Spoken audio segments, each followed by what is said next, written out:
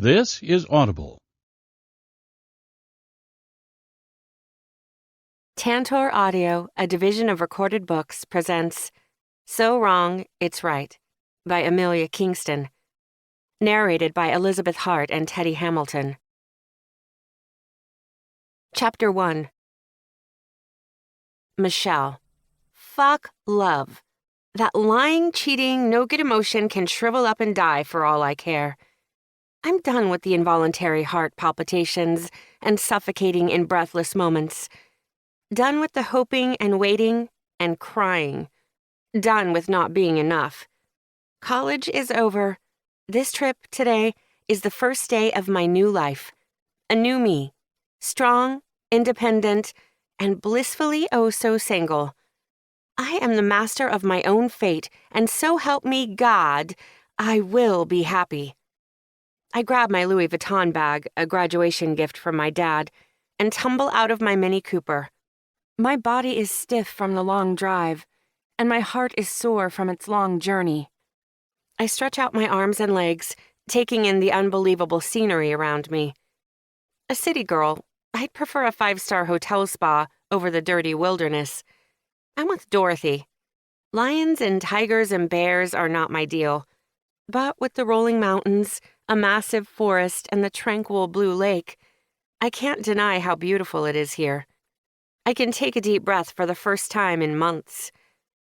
When Elizabeth said I could stay at her family's summer place for the week, I was too eager for an escape to say no.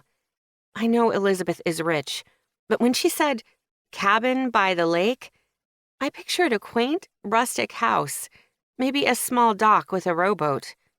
Nope. The 2-story lake house in front of me belongs in an architectural magazine. It's beautiful. From its river rock columns and wood siding, to its steep fairy tale roof and many chimneys. Floor-to-ceiling windows make up the entire front, allowing for panoramic views of the majestic, crystal-clear lake and tall redwood trees. A wide deck wraps around the first floor, opening up to a path down to the water. Perched on the edge of the lake isn't a dock. It's a full boathouse that looks to hold an assortment of watercraft, ranging from canoes to a small yacht. There's no sign of another human being. No other homes along the lake. No sounds of cars or people. Just the gentle hum of crickets. If I weren't boycotting love, I could certainly fall for the magic of this place. It was well worth the 6-hour drive, the last 2 on a private dirt road that was harrowing in the Mini. I'm pretty sure I lost my muffler about halfway up, but I was determined to get away. I square my shoulders, stand up straight, and march into the house. Dumping my suitcase and purse in the entryway, I pinch myself, looking around the beautiful space. The high ceilings and open floor plan make me feel nearly as tiny as the giant forest I just drove through. My entire college apartment could fit inside the living room, but the place still manages to feel homey. Natural colors and soft lighting make it sweetly country, without being over-the-top kitschy. Yep, I could get used to this. I pull out my phone to text Elizabeth, only to remember she said there wouldn't be any cell service. Makes sense. I'm pretty far into the wilderness here. I dig out the paper she gave me and log in to the house's Wi-Fi, thanking the internet gods that there are ways to communicate without cell service. I snap a few quick pictures of the place and email them to Elizabeth with a handful of emojis and OMGs. My phone chimes with the FaceTime notification. You made it there safe, I see. Elizabeth's gentle smile lights up my screen. You weren't kidding. That drive is no joke. But man, it was worth it, Lisbeth. This place is amazing. I hold my phone up so she can see the setting sun over the lake behind me. It's perfect. Thank you so much. Have you seen the bathroom yet? Elizabeth bites her lip. No. Down the hall, 3rd door on the right. I inch down the hallway with hesitant steps. I'm not going to find anything freaky in there like an iguana or something. Iguana? My uncle had one when I was little. It lived in the bathtub of his spare bedroom. Scared the crap out of me once. Literally. Her sweet laugh echoes down the long, empty hall. No reptiles, I promise. With a light push, the bathroom door creaks open and I peer into the darkness. I fumble for the light switch on the wall, totally unable to find the stupid thing. It's on the far wall, Elizabeth tells me. I groan. Why would you put a light switch on the other side of the bathroom? I grope along the wall until I feel the switch and flick it on, only to be blinded by the sight. I blink a few times before I'm able to take in the majesty in front of me. A huge clawfoot tub, big enough for 3 of me, sits in the middle of the far wall. A backsplash of river rock gives it a natural feel. There's a remote on the wall next to the light switch. The bathtub has a remote? Elizabeth shakes her head. Not the bathtub, silly. It controls the entire bathroom, she tells me, as if that somehow makes more sense. Press the button that looks like a waterfall. Excitement pours out of her. I click the button, which, sure enough, looks like a waterfall. The rock wall behind the tub begins to pour water down its face, making a soothing sound that relaxes my whole body. Now, press the fire button. Elizabeth's giddy voice calls out. The fire button? What about earth and air? I tease, pressing the button as instructed, because, let's be honest, I'm desperate to know what else this magical bathroom's capable of. A panel slides open across from the tub, and a fire lights up inside a small crevice. My mouth drops open. This place is amazing. Elizabeth laughs at my bewilderment. I'm going to have to let you go, Lizbeth. I've been consumed with a desperate need to get naked in your bathroom. Bath bombs are under the sink. Towels are in the closet down the hall.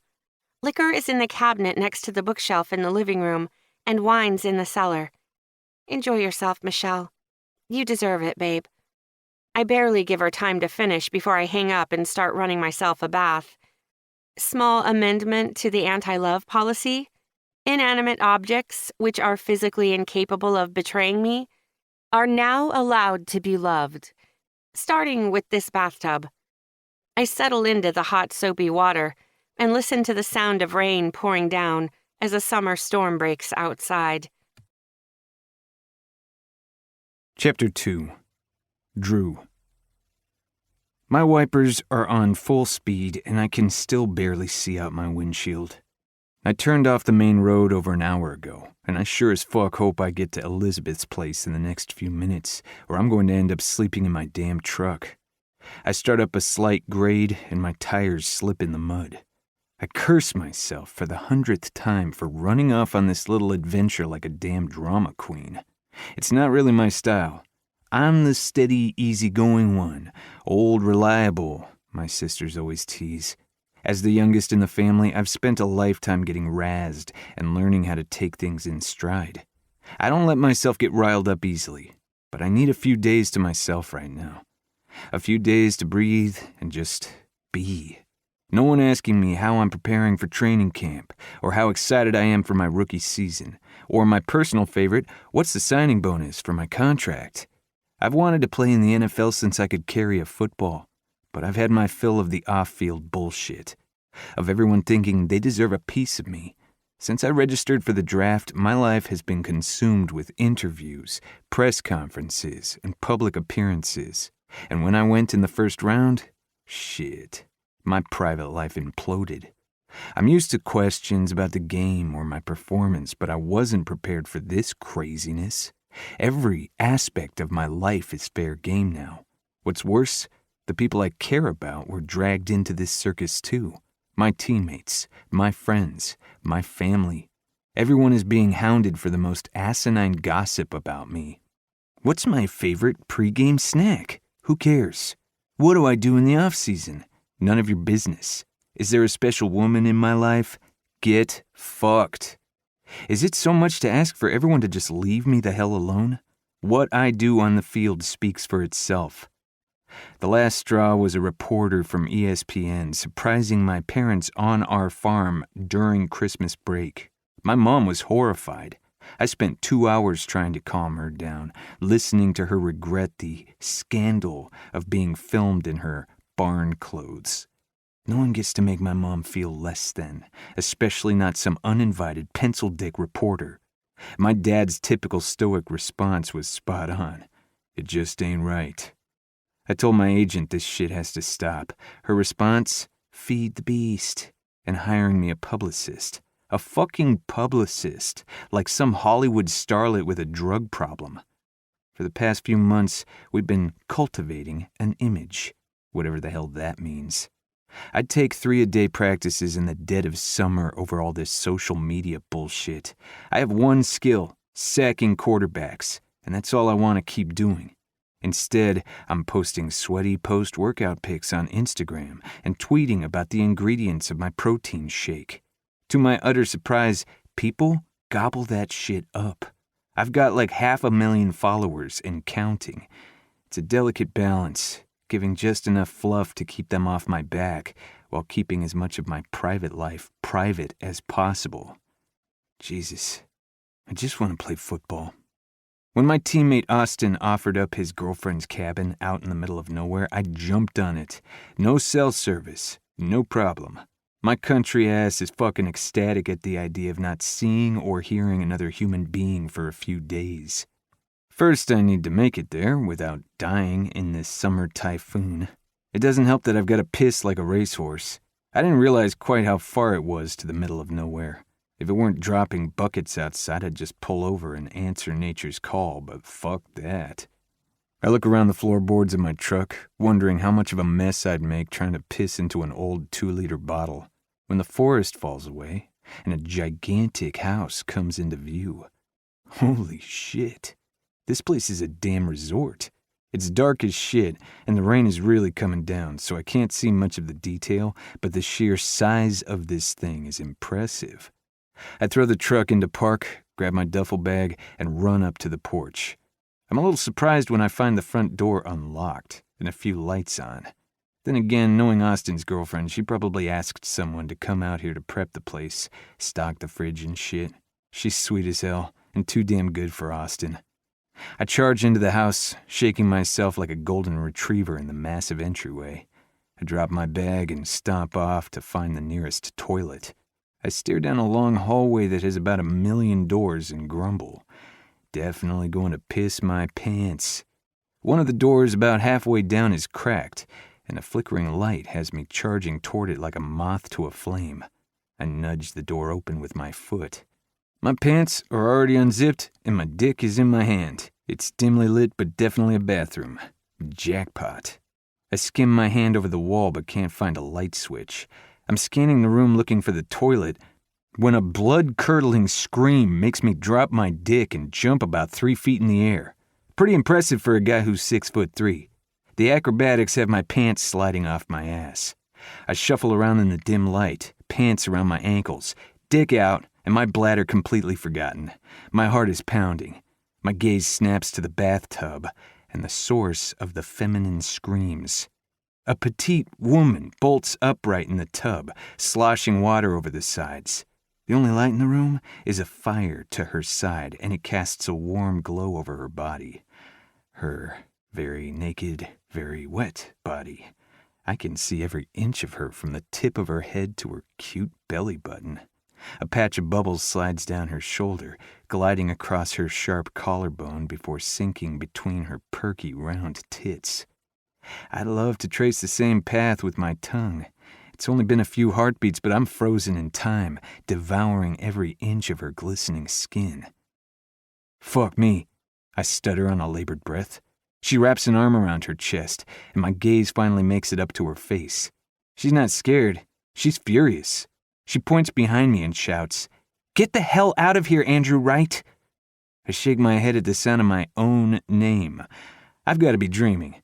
Maybe I flipped my truck back on that dirt road out in the rain, and this is all some crazy coma-induced hallucination.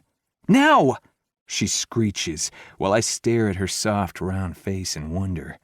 Pert, upturned nose, flushed cheeks, full heart-shaped lips, deep brown eyes, and long, silky black hair that begs to be coiled in my fist.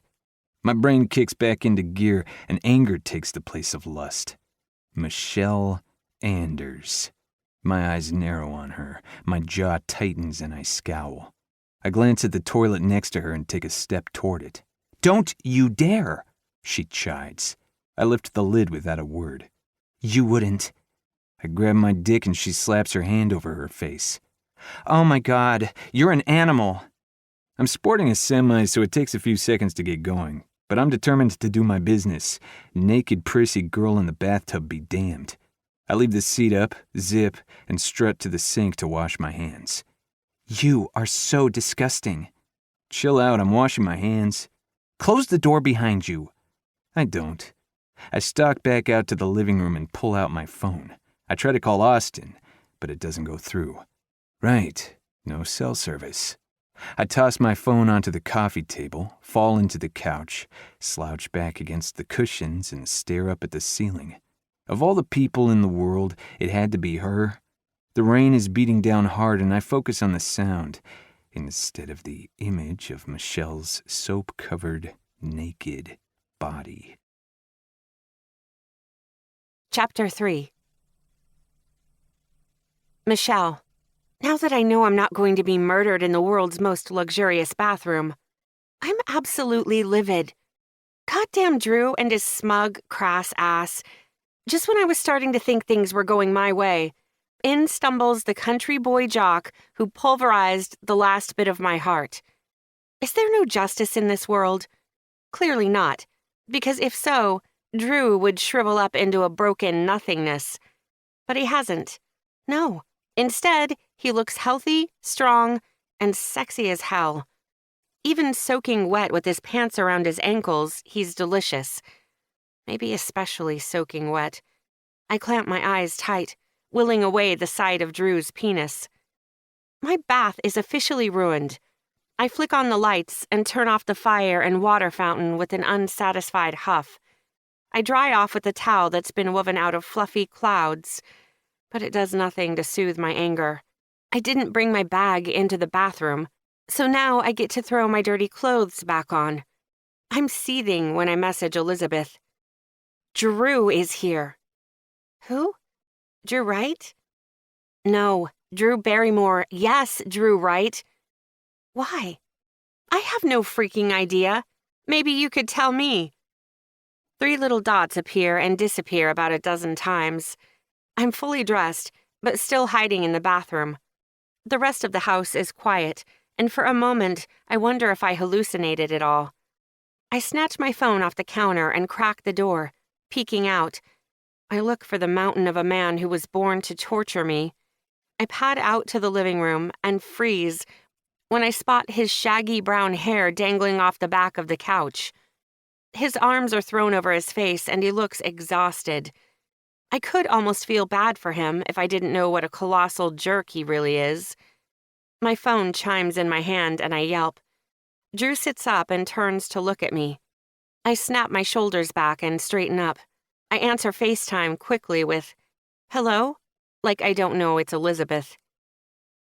Okay, so obviously there's been a little mix-up. Go on, I say, my eyes focused on the ceiling to avoid Drew's heated gaze on me.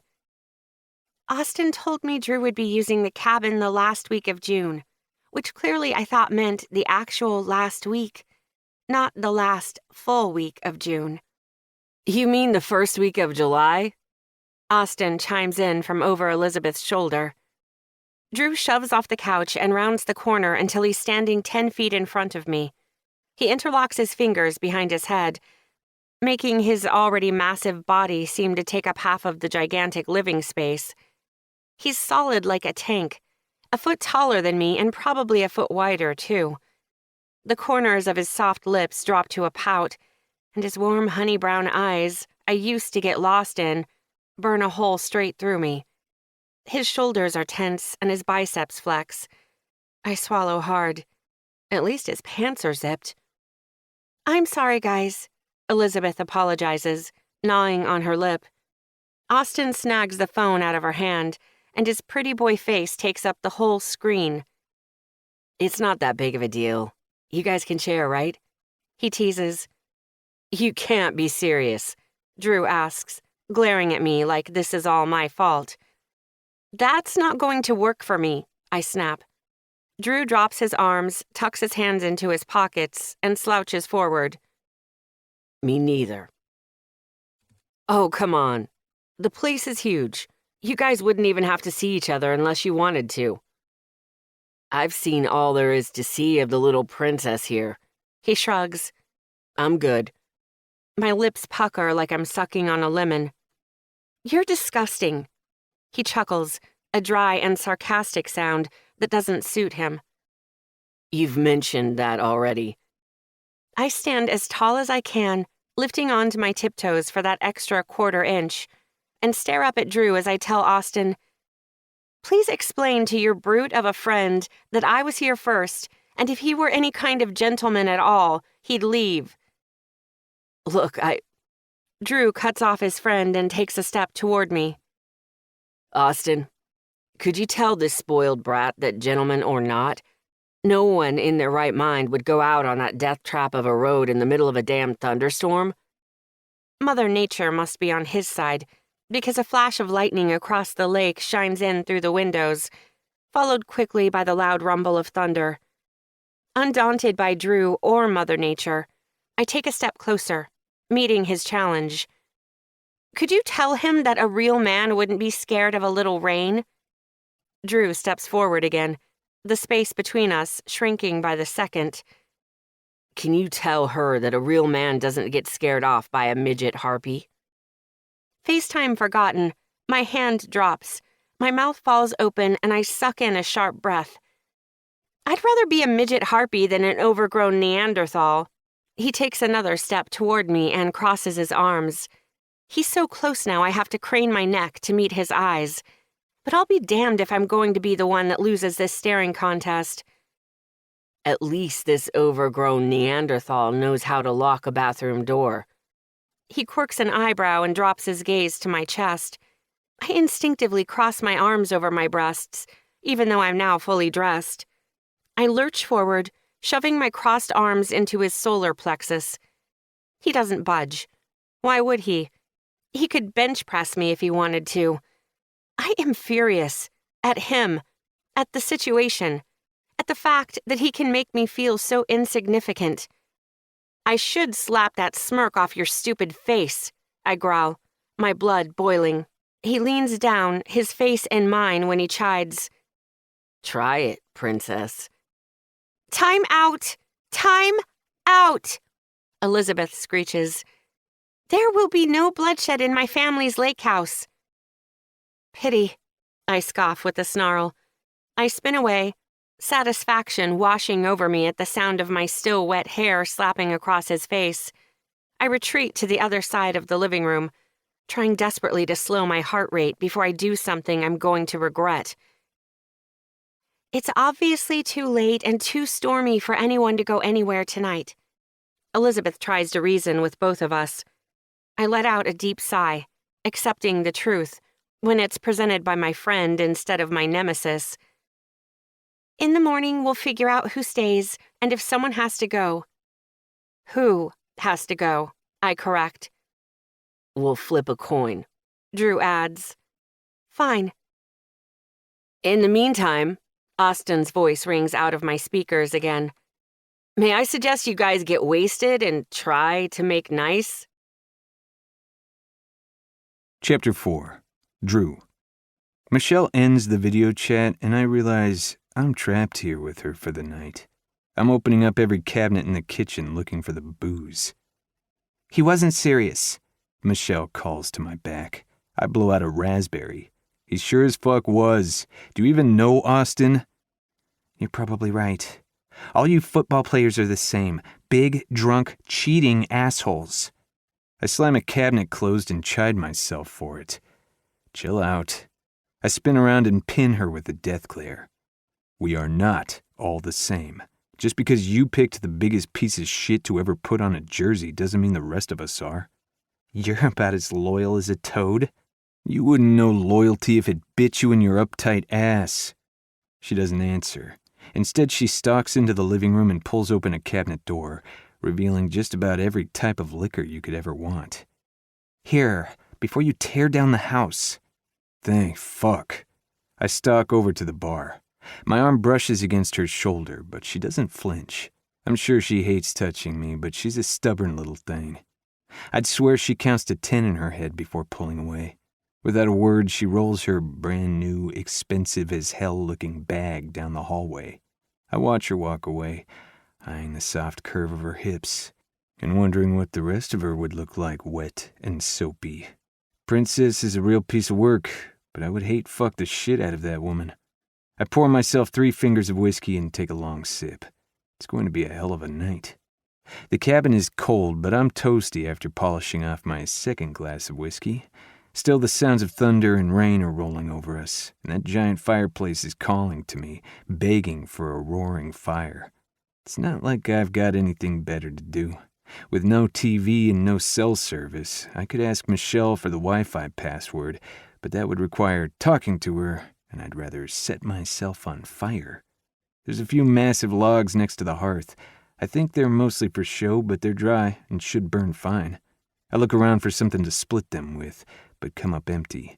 I step outside and do a lap of the wraparound porch. At the back of the house, there's a small shed with a larger wood pile against one wall. There's gotta be something in that shed that will work. Too bad it's going to take a 50-yard dash across the yard to get there. I sprint across the lawn, dodging the larger puddles, but still end up soaked when I make it to the shed. I pull the latch, glad that it's not locked. I flip the switch on the wall and an overhead light fills the small space. I love the smell of wood, rust, and rain. It reminds me of home. I close my eyes and take a long, deep breath, bathing in the memories of the farm I grew up on. The loud rumble of thunder outside reminds me an old shed isn't the ideal place to spend my night. I grab a large hatchet off a hook on the wall and make my way back to the house. My clothes are dripping by the time I make it inside, so I strip them off, tossing them into the large stone hearth. I strut to the bar in my boxer briefs and pour myself another whiskey. Now, time to get this fire started. Chapter 5. Michelle. I'm so mad I could scream, but I wouldn't dare give Drew the satisfaction. I'm furious at Drew, and Elizabeth, and Austin, and the rain, and this entire stupid situation I'm stuck in. As idiotic as Austin's suggestion is, that Drew and I both spend the week locked in this remote lake house, that idea about getting drunk isn't half bad. Not that I'd ever admit it, but I could use something to take the edge off. Drew drives me up the damn wall. He's big, and loud, and primal. I sneak down the cellar and grab a bottle of wine, snagging a wine key and glass off the shelf before slipping back into my room. I change into my most comfortable pajamas, a pink tank top, and my short shorts with cats riding unicorns, a Christmas present from Elizabeth. I pour myself a big girl glass of wine, to the brim, grab my tablet, and climb into bed. Getting cozy, I open up the sports romance I downloaded on my way here. It's a new release from one of my favorite authors that I've been desperate to dive into. I may have sworn off jocks in real life, but they're still my favorite book boyfriends. I'm 5 chapters and 3 glasses of wine in when I have to stop. It's hot. Very hot. Full of enemies to lovers, angst, and sexual tension. Unfortunately, Drew ruins it like he ruins everything.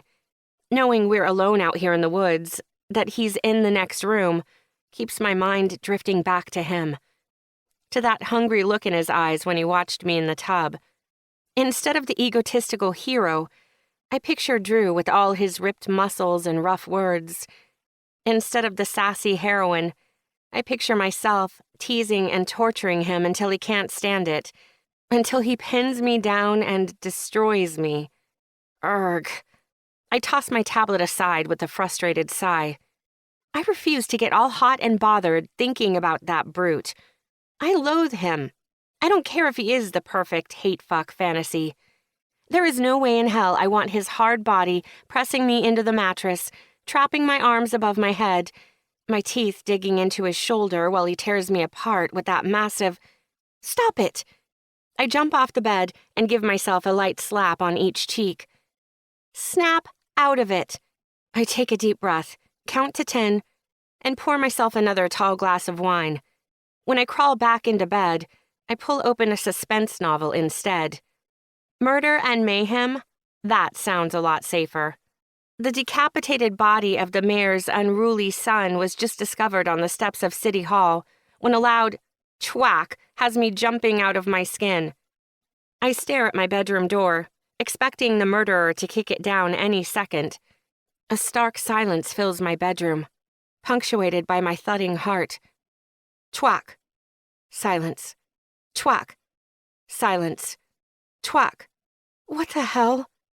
My alcohol-soaked brain is racing with possibilities for the loud and violent sound. Eventually, my curiosity outweighs my sense of self-preservation, and I have to know what that noise is. I toss back the covers and grab my wine glass. Not a weapon, not my cell phone, my wine glass. A girl's gotta have priorities. I crack my door, expecting to see Freddie or Jason charging toward me, but the hallway is empty. I head toward the sound, kicking myself for being like every stupid woman in every slasher flick. I shake the thought out of my head. I'm perfectly safe. This isn't a horror movie. Besides, someone would have to get past Drew first. He hates me, but not enough to let an axe murderer get at me. I don't think. I tiptoe into the living room, quiet as a mouse. The rhythmic hacking has stopped, and the stark silence is somehow creepier. I peek around the corner and don't see anyone in the large living room or foyer. I pinch my eyebrows together and tilt my head. Did I imagine it? The seeming emptiness, and maybe the alcohol, makes me idiotically brave. I charge into the living room, but come to a screeching halt when I see Drew rise from where he was hunched over in front of the fireplace. He pushes himself up to his full height, and I'm dumbstruck. He is in nothing but a pair of tight boxer briefs that are slightly askew and hanging low on his hips. They look painted on his deliciously thick thighs. His firm ass is pure perfection, with 2 sexy dimples just above the hem of his boxers, begging to be licked. His back glistens with a light sweat, and I picture raking my nails across his skin. Fuck me, I murmur. At the sound of my desperate, breathy voice, Drew turns, and I about faint. I've never seen anything so sexy. I drink him in, long eyelashes to thick calves. His shaggy brown hair hangs over his gentle eyes, making him look adorably nefarious. He slings an axe over his shoulder, and his abs ripple in the firelight. The chiseled V dipping into his boxer draws my attention down to the impressive bulge that has my mouth watering. He is powerful and dangerous. The wild mountain man is my new favorite fantasy. Our eyes lock, and I swear every muscle in my body goes limp. That's the only explanation for my mouth dropping open and my wine glass slipping out of my hand. It shatters into 1,000 pieces on the tile floor, and the wine splashing on my feet snaps me out of my stupor. I stare down at the shards, but lack any ability to process the sight. Drew is around the couch in a blink, stepping up beside me, close enough that I can smell his woodsy scent. Hope that wasn't expensive. He snips, and I remember I hate the sexy brute. Needing space to breathe, I shove him away. Hard. It's your fault. You scared the shit out of me. What did I do? I gesture to his naked body and the axe he left back by the fireplace. I thought I was going to be murdered in my sleep. What the hell are you doing? Making a fire. He replies flatly, like I'm the crazy one. Like naked lumberjacking is a thing. Holy crap, I wish it was a thing. I take a step away from him, but his massive hands on my slender shoulders hold me back. Watch your step. He placates me. I slap his hands away. Don't touch me, and don't tell me what to do. I'm not a child. There's broken glass. He points to the shattered remains of my wine glass, about an inch from my bare feet. I can see that, and it's your fault. I poke a finger into his hard pec, and we both drop our gazes to the simple touch. His face is placid, but his heart is racing with mine. Biting my lip at the warmth spreading across my skin, I slip toward him. He grips my shoulders again, but I remember myself and bat them away. Jesus. Drew mumbles as he bends forward and shoves a shoulder into my stomach. Air shoots out of my lungs, and the living room turns upside down and spins. "Put me the hell down!" I shriek, pounding on his firm back with that perfect ass staring back at me.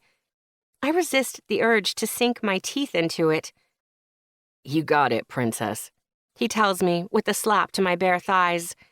He stomps over to the fireplace and starts to set me down on the fluffy rug.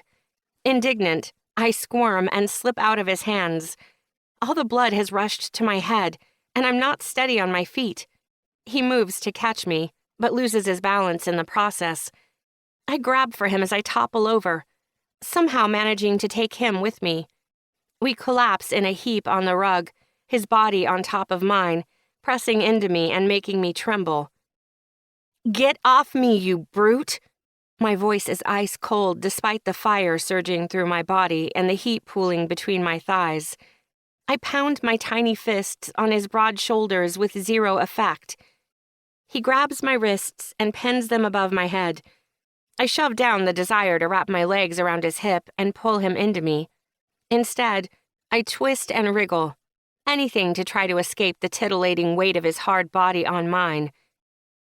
As soon as you calm the fuck down, I will. He coos in my ear. "You're disgusting," I snip. He has the nerve to laugh. Disgusting, huh? Is that why you couldn't take your eyes off me? His hot breath tickles the delicate skin on my neck. He smells like cedar, expensive whiskey and sweat. We both know you're a little liar. Careful, princess. Where I come from, liars get punished. He nips at my exposed collarbone, and I dig my teeth into my bottom lip to hold back a moan. "I hate you." I struggle under him, desperate for space, for air, for my sanity. He shifts his weight and settles between my thighs. His boxers barely restrain his hard length. He presses into me, and my eyes roll back in my head.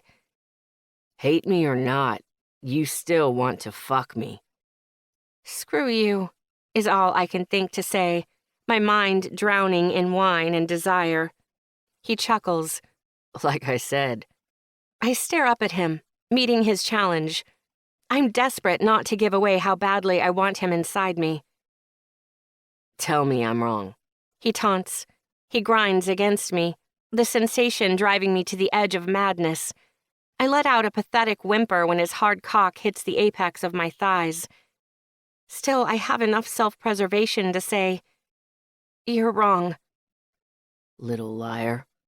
His low voice is husky with want. He holds both my wrists in one calloused hand, and I squirm beneath him. Reveling in the contact, I have no desire to get away, but I sure as hell don't want him to think I'm giving in. He runs his free hand down my side, bunching up the hem of my shirt. He teases the sensitive skin on my stomach with his deft fingers. With his hand and his mouth, he burns a torturous trail up to my chest. I'm nearly exposed when he brushes the underside of my breast, and I arch into him. Tell me to stop. He dares. I refuse to be the one to back down. I stay silent, pressing my mouth into a hard line, cocking an eyebrow and leering up at him. He holds my gaze, and an evil smile curls his lips.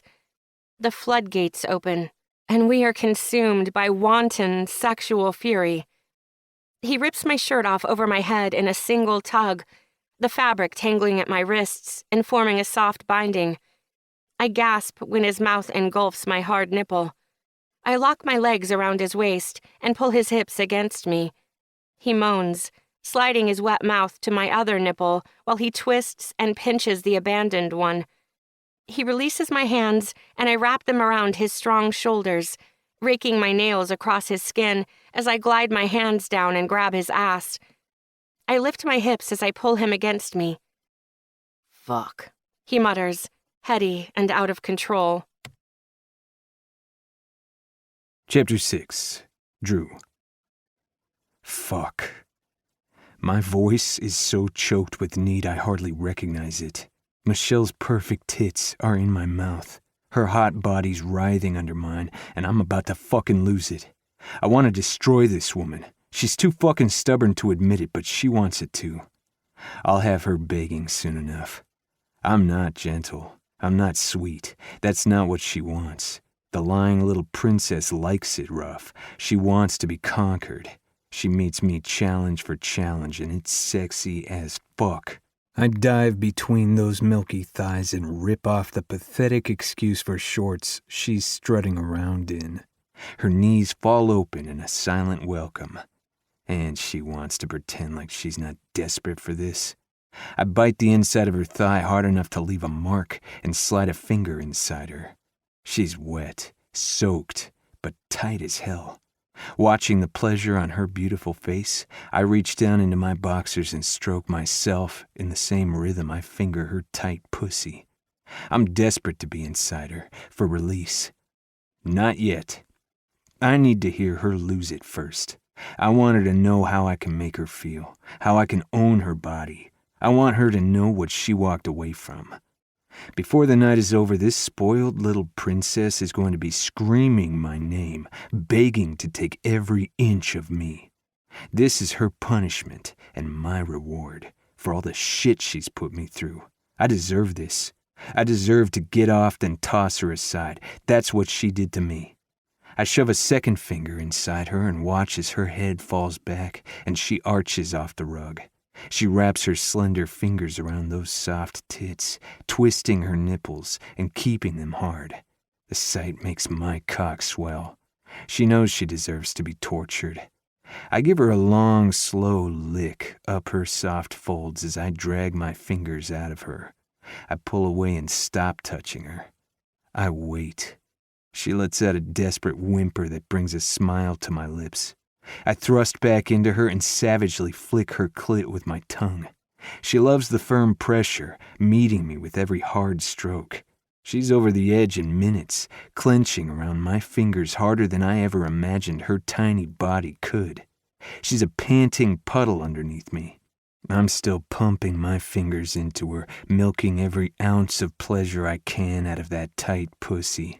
I look up at her flushed body and smile, victorious. There's no denying it now. She's as naughty as they come. You like it dirty, don't you, princess? I chide.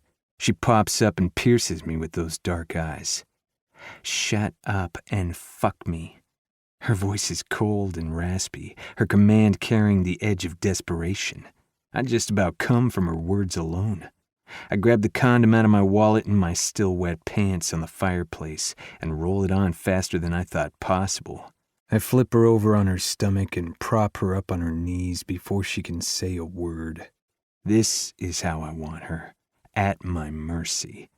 I grab her small hips and line up with that sweet center. Normally I'd go slow, worried about hurting a girl her size. But not Michelle. She can take every punishing inch. I thrust into her in a single unforgiving stroke. She gasps as she stretches around my length. You're tight. So goddamn tight, I tell her. I stay buried balls deep inside her, my head falling back with the intense pleasure. She starts slow, pulling forward before slamming back onto me, fucking herself with my cock. You like that cock, princess? I ask her, eager to hear her admit it. She doesn't. Instead, she lets out a deep moan and tightens around my shaft. I grip her hips and take back control. I set a brutal pace, drilling into her. She takes it with pleasure, gripping the rug and moaning. I'm gonna come again, she tells me, and it's the sweetest confession. I slacken my pace, holding off. Say my name, princess. She stays silent, and I stop thrusting entirely, seated fully inside her but refusing to move. She tries to pull forward and push back onto me, using my cock to get herself off, but I hold her in place. Say my name, I command with a slap to her ass. She jumps forward with a gasp and my cock slips out of her.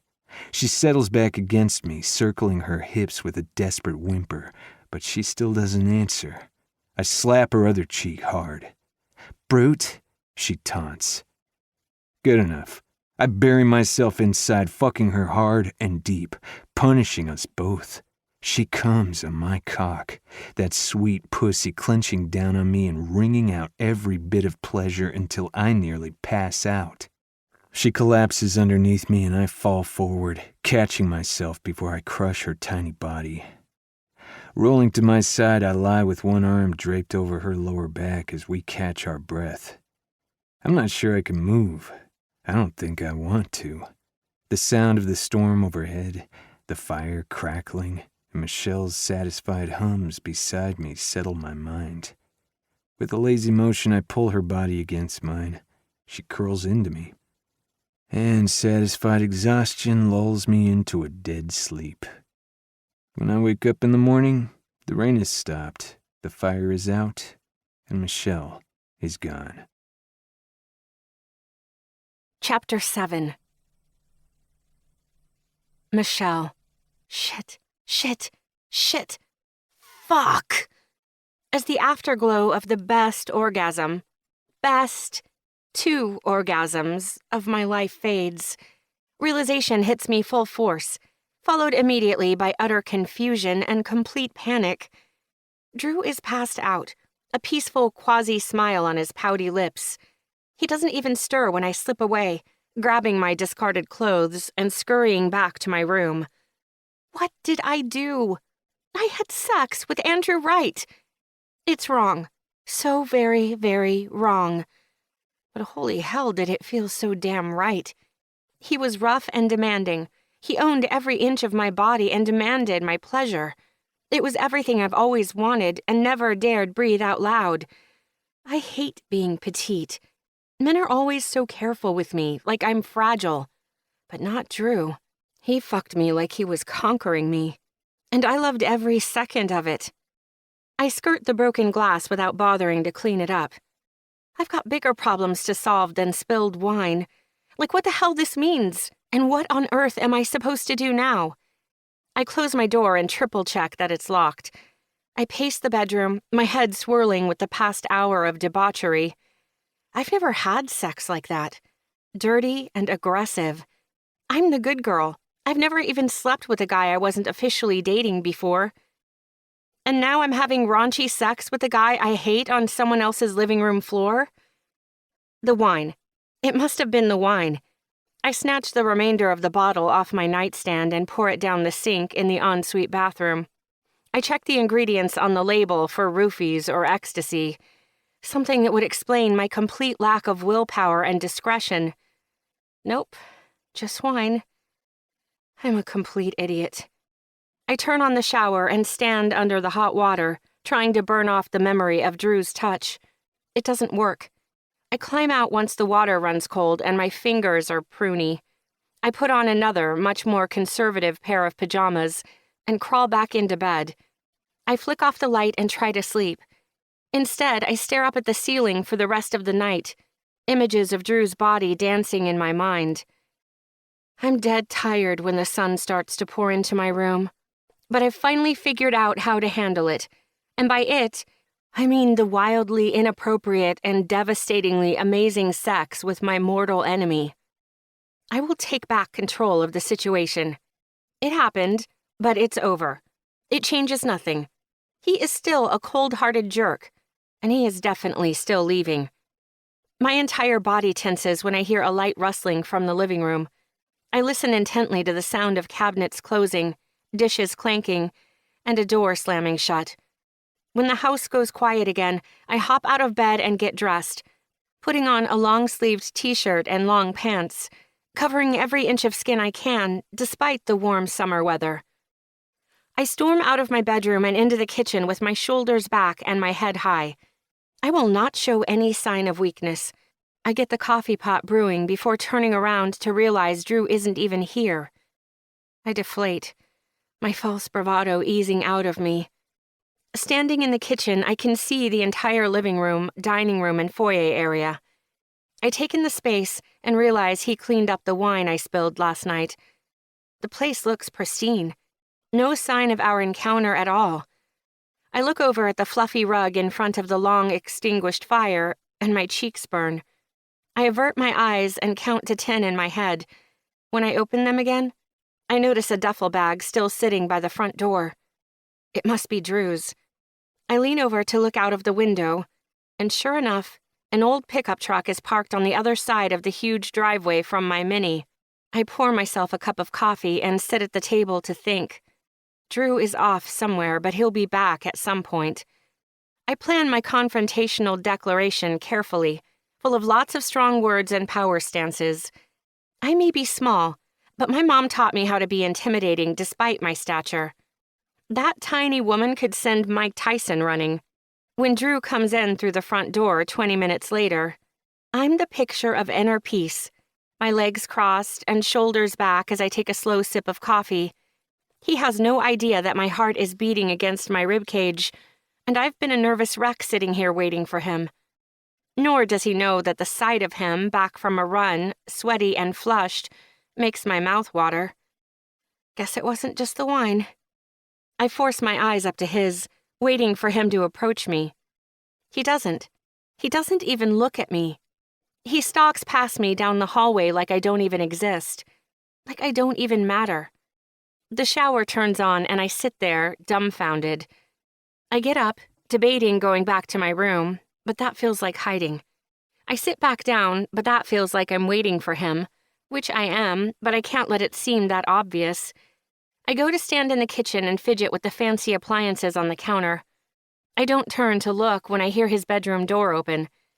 I don't look up when I catch his massive body entering the kitchen in my peripheral vision. I'm cool as can be, flipping through a smoothie recipe book that came with the Vitamix blender. Without a single acknowledgement, Drew grabs a bowl, spoon, cereal, and milk. He skirts around me, avoiding physical contact in a low-key way, like I'm just another piece of furniture. He takes his breakfast to the dining room table and has a seat. I've had enough. Tossing aside my recipe book, I whip around, lock my eyes on him, and declare, "You're leaving today." Yep. He answers, like I was asking a question. His gaze is focused out the massive windows. I wasn't ready for him to capitulate that fast. I had a whole thing planned. Well, good, I stammer. I was here first. Plus, this is Elizabeth's place, not Austin's, and she's my friend. He doesn't answer. He's staring at the sun dancing across the lake. His shoulders are relaxed and his focus is clear. Sure, the lake is pretty, but it's not that pretty. He's ignoring me, and it's aggravating. And what happened last night? I swallow hard. He doesn't look at me, but his loud chewing stops. Was obviously an impulsive lapse in judgment. Temporary insanity induced by cabin fever. It will never happen again. He drags his eyes up to me, a lecherous grin on his lips when he answers, Sure it won't, princess. I puff out my chest and stand up tall. My name is Michelle, you brute. I mean it as an insult, but my cheeks burn and my legs shake at the memory of calling him that last night, while he was inside me. He gives me a knowing smirk before turning back to his cereal. His spoon drops into his bowl and he pushes back from the table. My eyes follow his movements like a predator. He rounds the kitchen island and drops his dishes in the sink. He's in my space, but I refuse to step away, to back down. I know your name. Maybe I'll use it next time, when you're screaming mine. His voice is hard and sultry. My skin prickles at the memories of his demanding touch. He steps away, the smell of soap and aggression going with him. He sweeps his bag off the floor and stalks toward the door. Over his shoulder, he tosses, It's been real, princess. Chapter 8.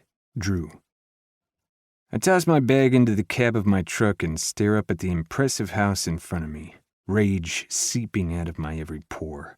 I don't know how such a tiny woman can be such a gigantic pain in the ass. I grip the steering wheel, tightening and twisting my hands around it like it's her scrawny neck. Sex doesn't always have to mean something, but sex like that, I've never felt that crazy, aggressive, all-consuming need to own a woman before. I hate her, but I'm man enough to admit our chemistry is off the charts. A violent passion neither of us can control. There's something real here, and she knows it. Pulling that disappearing act on me was bad enough, but then this morning, pretending like last night didn't even happen, that made me feel like nothing, less than nothing. To her, I'm just another casual fuck. She may be used to it, but I sure as hell am not. Why is she like this? She can be sweet. I've seen it. The first night we met, she was a sweet little bundle of energy, giggling and playful in my lap. I believed her when she said she liked me. I trusted it when she kissed me. That's ancient history now. A manipulative fucking act. Last night was a good reminder that she is not sweet. She's a social climbing succubus, a fucking cold-blooded viper, and I'm lucky she never got her fangs in me. I should never have touched her. Good as it felt, she doesn't deserve a minute of my time. Not after the shit she pulled. Not after using me to get back at one of my teammates. I floored out of the driveway, happy to leave Michelle Anders in my rearview mirror where she belongs. I rolled down my window and breathe in the smell of new rain in an old forest. I focus on the drive, the road even worse now that it's mostly mud. The third time my wheels slide and I lose traction, I shift into four-wheel drive. My mind flashes back to Michelle's Mini in the driveway this morning. I didn't see it last night in the pouring rain, but it suits her, petite and perky. She'll never make it up this road in that car. Would she even know what to do if she got stuck? I shake the worry out of my head. Not my girl, not my problem. Around a curve in the road, I come to a screeching halt. I barely managed to skid to a stop before crashing into a massive downed tree blocking the way. Fuck! I curse and slam my palm on the steering wheel. I let out a long yell into the empty cab before a dry laugh surges out of me. I drop my head back against the seat. You've got to be kidding me. Honey, I'm home, I announce, tossing my bag on the foyer's hardwood floor with a thud. I stand there waiting for the ass-chewing I'm sure the little brat is going to administer after seeing me back here. She pops out of her room and takes me in. Her mouth drops open and her eyes blink rapidly in surprise. Her petite body lacks its usual hard stance. Her shoulders are slouched forward and her head lolls to the side. She looks relieved? That can't be it. She ambles up to me, those soft brown eyes wide in disbelief. Her advance stills a few feet away, intentionally out of arm's reach. "What are you doing here?" she asks, more quizzical than hostile. I unfold my arms, my defenses dropping as I study her round face. Her eyes are puffy, and her cheeks are a blotchy red. Without thinking, I step forward and reach out to stroke her face. "Were you crying?" She lurches away from me and sucks in a breath. "Tears of joy, brute." Ah, there she is, my angry little brat. "Whatever you say, princess." I snatch my bag off the floor, brush past her, and head down the hallway to one of the bedrooms. The pitter-patter of her feet lets me know she's following me. "I thought you were leaving," she prods, her voice back to the same harsh tone from this morning. I sit down on the bed and watch her hover in my doorway out of the corner of my eye. I untie my mud-coated shoes and answer. Storm knocked a tree down. It's blocking the road. Neither of us is going anywhere until someone comes to remove it. She crosses her arms. "You're such a liar. It wasn't that bad of a storm." I shake my head. "Don't believe me, then feel free to traipse out there yourself." "Well, I'm not spending the week locked in here with you," she scoffs. I stand up and face her. "You know where the door is." I flick open the button of my jeans. "Now, if you don't mind, I'd like to get out of these filthy clothes." "You're such a brute." "Yeah, I've heard." She drops her eyes to my fly and darts her pink tongue out to lick her top lip. Fuck me. She may be a viper, but my cock's got it bad for this woman. After a beat, she shakes her head and clears her throat, blowing out a haughty breath. she quips. Fine. If you're too scared of a little mud, then I'll leave. She spins away and stalks off to her room. The house is filled with the frenzied sound of her tossing things back into her suitcase, followed by the stomping of tiny feet across the living room. She slams the front door behind her, and I take a deep breath. I put my hands on my hips and try to talk myself out of going after her. I can either go stop her now or go save her later. I step back into my boots, not bothering to tie them before chasing after her. She's shoving her suitcase into her back seat and slamming the door shut. I catch the driver's door before she can slam it in my face. You'll never make it back in this toy car. Her eyes narrow and her lips purse. What do you care? I care not to have to come save your stubborn ass when you get stuck. Let's not pretend you're a gentleman. I will be fine. I grumble and debate letting her go on her merry way. No, you won't. Let go of my door, she tells me in a clear warning. No. She starts her car and raises her eyebrow. Suit yourself. She starts to back up and I jump away to avoid getting run over. You're crazy, woman. Just determined. Chapter 9. Michelle, I wasn't going to run him over, the big baby. I am making a point. He is not in control.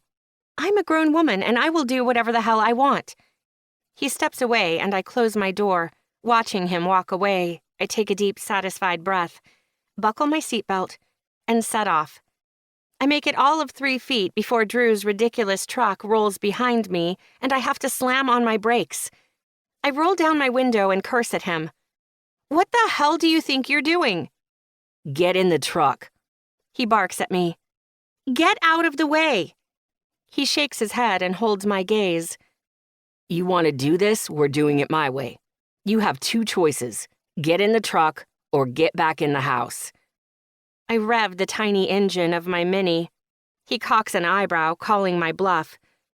For a split second, I debate reversing right into the side of that stupid rusty truck of his. But I love my little car too much for that. He breaks his stare and looks straight ahead. Last chance, or I decide for you. I duck back into my car and watch him in the rearview mirror. His head falls back against the seat and his hands tighten around the steering wheel. He looks tortured. Good. I turn off my car and stomp around to the passenger side of his truck. I don't bother saying a word. He's won this round, but I refuse to admit it. He takes off down the road, the back end of his truck sliding and making me gasp. I hate the grin that lights up his face. We drive for 20 minutes in ear-piercing silence. Both of us are staring out of the windshield, willing the other to cease existing. At least, that's what I'm doing, picturing a world without the likes of Drew Wright. A beautiful and blissful place.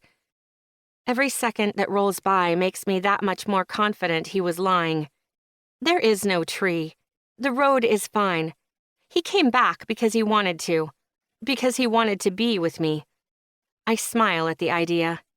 The possibility of rejecting Drew with a viciousness that would make my dad question who he raised. Believe me, Drew has it coming. He did it to me first. He didn't just reject me. He humiliated me. I hate that he caught me crying this morning. It wasn't over him, but it was because of him. He preys on every insecurity a geeky only child like me has. I never cried over my ex, Monty. Not even when I found out he cheated on me. A lot. He was a snake, and part of me always knew that. I ignored it because he was hot and rich and popular. It made me feel special that he wanted me, but I never pretended there was anything lasting behind it. I thought Drew was different. Boy, did he have me fooled. He turned out to be the cruelest of them all. The one I didn't see coming. The one who made me feel like nothing. And now it is my turn. I am going to break him and enjoy every second of it. Feel free to admit you were lying. I keep my tone even and unaffected. He doesn't answer. It's sweet, really, that you had to make up some story about a tree. Just tell me. A yelp swallows my words as Drew slams on the brakes. You were saying? He drawls, looking forward at the enormous tree across the road. I hop out of the truck and slam the door, hoping he doesn't see the embarrassment coloring my cheeks. Of course he didn't come back for me. Get over yourself, Michelle. My sneakers sink into the thick mud and I grip the side of the truck to pull my feet out of the muck. I take a deep breath and trek over to the massive tree. I look at the top and bottom of it. It covers the entire road and then some. There's no way to even drive around it. Drew was right. We're not going anywhere until we get this thing out of the way. I'm trapped. With Drew Wright, the arrogant jerk who broke my heart. The sexy jock I let own my body last night. The mountain of a man who was laughing at me from his truck. I hate him. Every strong, thick, muscular inch of him. I drop my hands to the fallen trunk and shove with everything I have. I grunt and heave. I push and prod. It doesn't budge. I lose it. I pound on it with my fists. I kick it with all the rage in my heart. I flail in a blind fury, screaming to the heavens. My lungs burn and my throat is sore when I finally settle. Feel better? Drew's voice is full of arrogant condescension. I whip around and glare at him. I take a step forward, determined to take out every ounce of anger I have on his smooth skin. He won't be laughing after I get my hands on him. Except the world hates me, and when I step forward, my shoe doesn't come with me. The mud seeps into my sock, the coolness oozing between my toes when I unwittingly plant it into the deep mud. Drew's laugh grows louder from the truck. Anger surges through my body. I whip around, grabbing at my shoe and tugging with everything I have. It comes loose easier than I anticipated, sending me sprawling backward on my ass in the thick mud. I hold my shoe up in victory as the wet splat of my back hitting the mud fills my ears. Oh, shit. Drew calls behind me.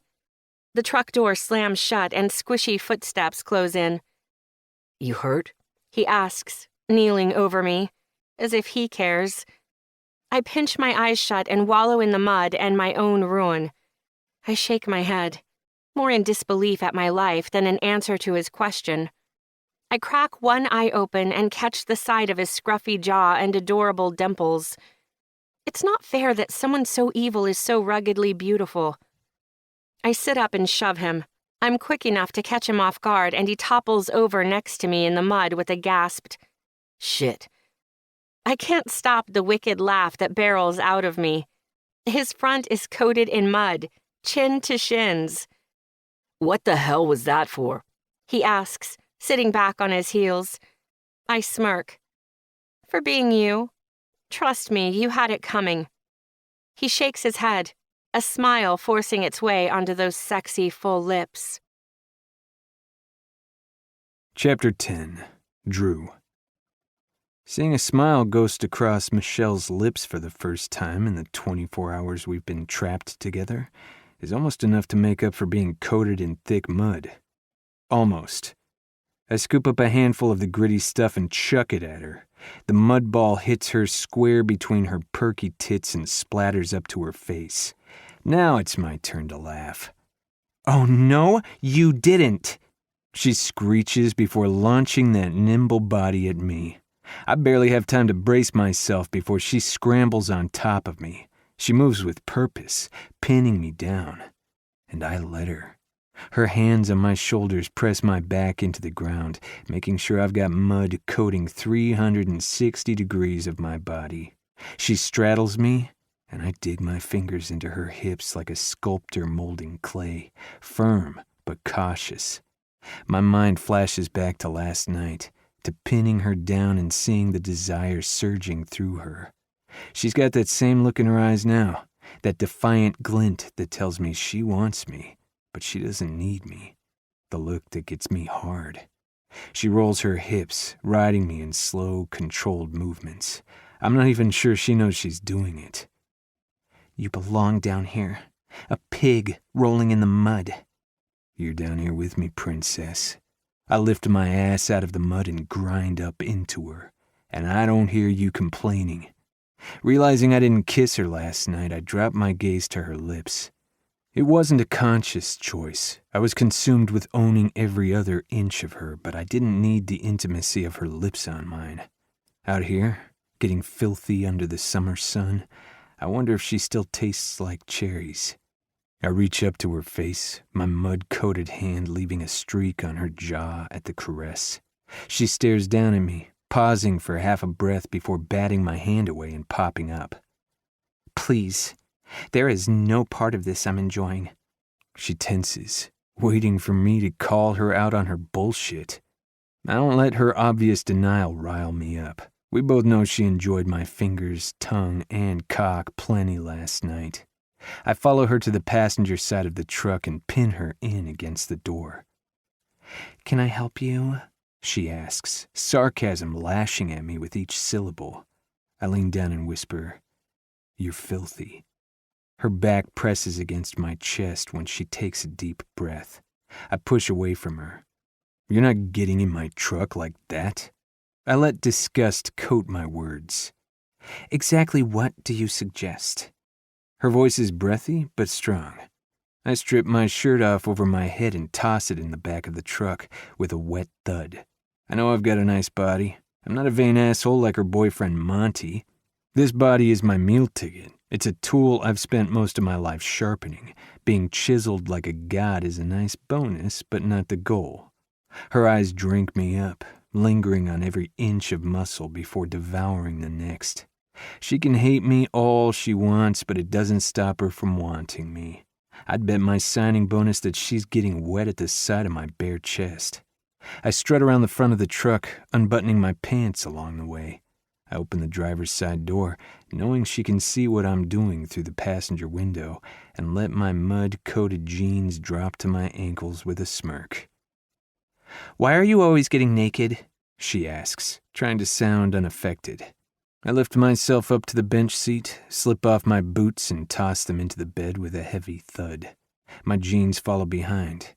Sliding in, I rest an arm on the back of the seat, pretending I'm comfortable behind the wheel in nothing but my boxers. "Some of us aren't prudes," I tell her. I'm full of shit, my heart is racing, and I feel exposed. But she looks even more uncomfortable, so it's worth it. I'm not taking my clothes off. She crosses her arms and scowls. "Suit yourself." I gesture to the back of the truck. "Your chariot awaits." Back there? She scoffs, indignant as fuck. "Naked in here or plant your muddy ass back there, your choice. I don't give a shit." I cringe at my own words. My sisters would have my ass for being such a dick.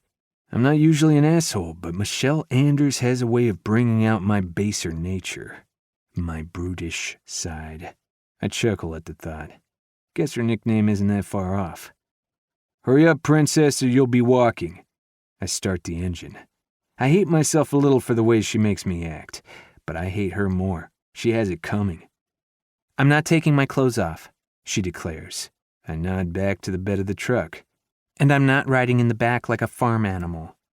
I don't look at her when I shift into drive. "Walking it is," I call out. I only roll forward a few inches, not actually stepping on the gas. Her tiny hands slap on the door frame and she gasps. "Wait!" I slide my foot to the brake pedal and make a show of jerking to a stop. I turn and take in the side of her, lips drawn in a tight line, eyebrows pinched together, causing a deep wrinkle to slice through her forehead, round eyes narrowed into slits.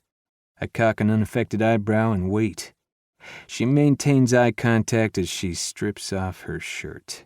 I refuse to look down at her soft tits and the hard nipples I'm sure are peeking through her bra. She rips open the door, unbuttons her pants, and slides them down her milky thighs. She spins and hops up onto the seat like I did. Her pants, socks, shoes, and shirt are tossed into the back of the truck. I take off again, keeping my eyes off her naked body. Chapter 11. Michelle. The drive back to the lake house is quiet. Drew watches the road with a smug grin, and I seethe in a controlled rage. Andrew Wright is the biggest asshole I've ever met. I don't know how I could have ever thought any different. Hate isn't a strong enough word for what I feel for him. Loathing, disgust, contempt, none are strong enough. He's just the worst human being in existence. I'm out of his truck the second we're parked, and I storm straight into a shower. I turn the water on to just below scalding. He's unbearable and irritatingly irresistible. The idea of riding him like the wild animal he is has me sliding my hand down between my thighs. Stop it. I refuse to touch myself to thoughts of that unworthy brute. Somehow he'd know and he'd win. I refuse to give him the satisfaction. Instead, I grab my loofah and scrub my body raw. Mud circles the drain, but the memory of straddling him in the woods doesn't wash away. Out of the shower, I get dressed in a simple red wrap dress with white polka dots. It's feminine and sweet. My armor. I put my makeup back on, making my eyes pop and my lips shimmer. My war paint. Feeling more in control of myself, I call Elizabeth. "Hey, Michelle," she answers with a shy smile. "Hey," I blow out a deep breath. "We've got a new problem." I described the whole thing in painful detail. The disaster muddy road that my little Minnie would never survive. The giant tree blocking the only way in or out. The stubborn jackass who made me strip to avoid being abandoned on the side of the road. "That's crazy, babe. What are the odds?" Elizabeth sympathizes before darting her eyes up to the right, like she's actually calculating the odds of me being trapped in this ridiculous situation with the worst person imaginable. "Can you call the city to come remove the tree or something?" I plead. She shakes her head and refocuses on me. "Sure, I'm on it. Don't worry, I'll get it all sorted." "Thanks, Lisbeth." I hang up and feel a little better. My stomach rumbles, and I will myself not to be as hungry. Going to the kitchen means dealing with the ogre of a man. So what? He doesn't own the kitchen. I'm not staying locked away in my room for however long it takes to get that tree out of the way. I have just as much right to this lake house as he does. More. I was here first, after all. I pull my shoulders back and stalk into the kitchen with purpose. Anxiety prickles my skin, and my heart pounds. I can sense him on the couch, but I refuse to look at him. I pretend he doesn't exist. To me, he doesn't. He's not worth a minute of my time. I clatter around in the kitchen, waiting for him to notice me, to say something. He doesn't. He's ignoring me. It's aggravating. I'm the one who's supposed to be ignoring him. I'm desperate for him to ask me what's wrong so I can tell him to go to hell, but he doesn't. Every minute that ticks by, I'm more desperate for his attention. That's not fair. I take a bite of the peanut butter and jelly sandwich I made and let myself look at him. He's reclined on the couch, a book in his hands, and a contented look on his face. The sweetness of the jelly turns sour in my mouth with my frustration. "No pictures? I didn't realize you could read," I snip. It's childish, but I'm not above picking a fight. His face is unchanged. He licks a finger and turns a page. "Hard to make the dean's list without being able to read," he replies, unaffected. The dean's list? To do that, he must have maintained at least a 3.5 grade point average while turning heads on the football field. I swallow hard, resisting the compulsion to be impressed. "Guess even dogs can learn tricks," I quip, taking another bite of my sandwich, even though my appetite is waning. "Arf," he barks out, a wicked grin on his lips. I pinch my eyes closed and force down a smile. My phone vibrating in my back pocket makes me jump. "I've got good news and bad news." Elizabeth starts in as soon as I answer. At the sound of her voice, Drew puts his book down and crosses over to the kitchen. He's wearing fresh clothes, another pair of jeans and a t-shirt. It's discount racket Target level basic, but his body fills out every inch in a way that doesn't need designer labels. He's a simple guy. something I could appreciate if I didn't hate him. My dad loves to spoil his only child, and my mom loves to shop, so I've always had nice things. But I've never understood why people like my ex are so obsessed with the status symbols. They're just things. Drew's eyes find mine, the glint in them enough to let me know he caught me checking him out. I huff out an annoyed breath. You're not as sexy as you think. His lopsided smile and a stupid little wink are his way of saying, yes, I am. Good news first. I need it, I tell Elizabeth while scowling at Drew. Good news is the storm blew itself out, so no more rain. The next few days are supposed to be absolutely beautiful. Perfect days to be at the lake house. Her voice is full of forced cheerfulness that puts me on high alert. And the bad news? Elizabeth sucks a breath in through her teeth. It's a private road, so the city won't come fix it. I had to hire a company to remove the tree. That doesn't sound too bad. Expensive, but Elizabeth's family can handle it, I'm sure. Then it hits me. When? I ask. That's the thing. Elizabeth trails off. Elizabeth, how long? My voice is hard. I can feel Drew's judgmental gaze on me, and it just makes me more anxious to get out of here. A week. A week! Drew and I yell in unison. The only thing we both agree on is spending a week together is out of the question. I guess that storm did a lot of damage across the county. They're swamped. No pun intended. Did you tell them it was a matter of life and death? I look up at Drew, my eyes wide and wild. One of us will kill the other if we're stuck here together for another week. I know this is a bit of a nightmare, but there's food and power. No one is hurt or in danger, so they say they can't move me up the list at all. I'm so sorry, Michelle. I know she is. Elizabeth is a sweetheart. She was helping me out by letting me stay here. It's not her fault I'm now trapped with a brute. I feel like a crappy friend for making her stress out about something that isn't her fault. She's done everything she can. It'll be okay. I force positivity into my voice. Fucking peachy. Drew groans. I stare daggers at him and shake my head with force. He shrugs and slips into the kitchen. Seriously, Elizabeth, this isn't your fault. We'll be fine. If I kill him, I'll make sure it's out in the woods so I don't stain any of the furniture. Drew barks out a laugh behind me, and I smile at the thought of wrapping my slender fingers around his thick throat. Chapter 12. Drew. I've never tried so hard to ignore someone in my life. Michelle is tiny, but I'm aware of every move she makes. She struts around the living room like she's making a point. She keeps her distance without making it look like she is. The princess is determined to establish dominance in our little war for territory.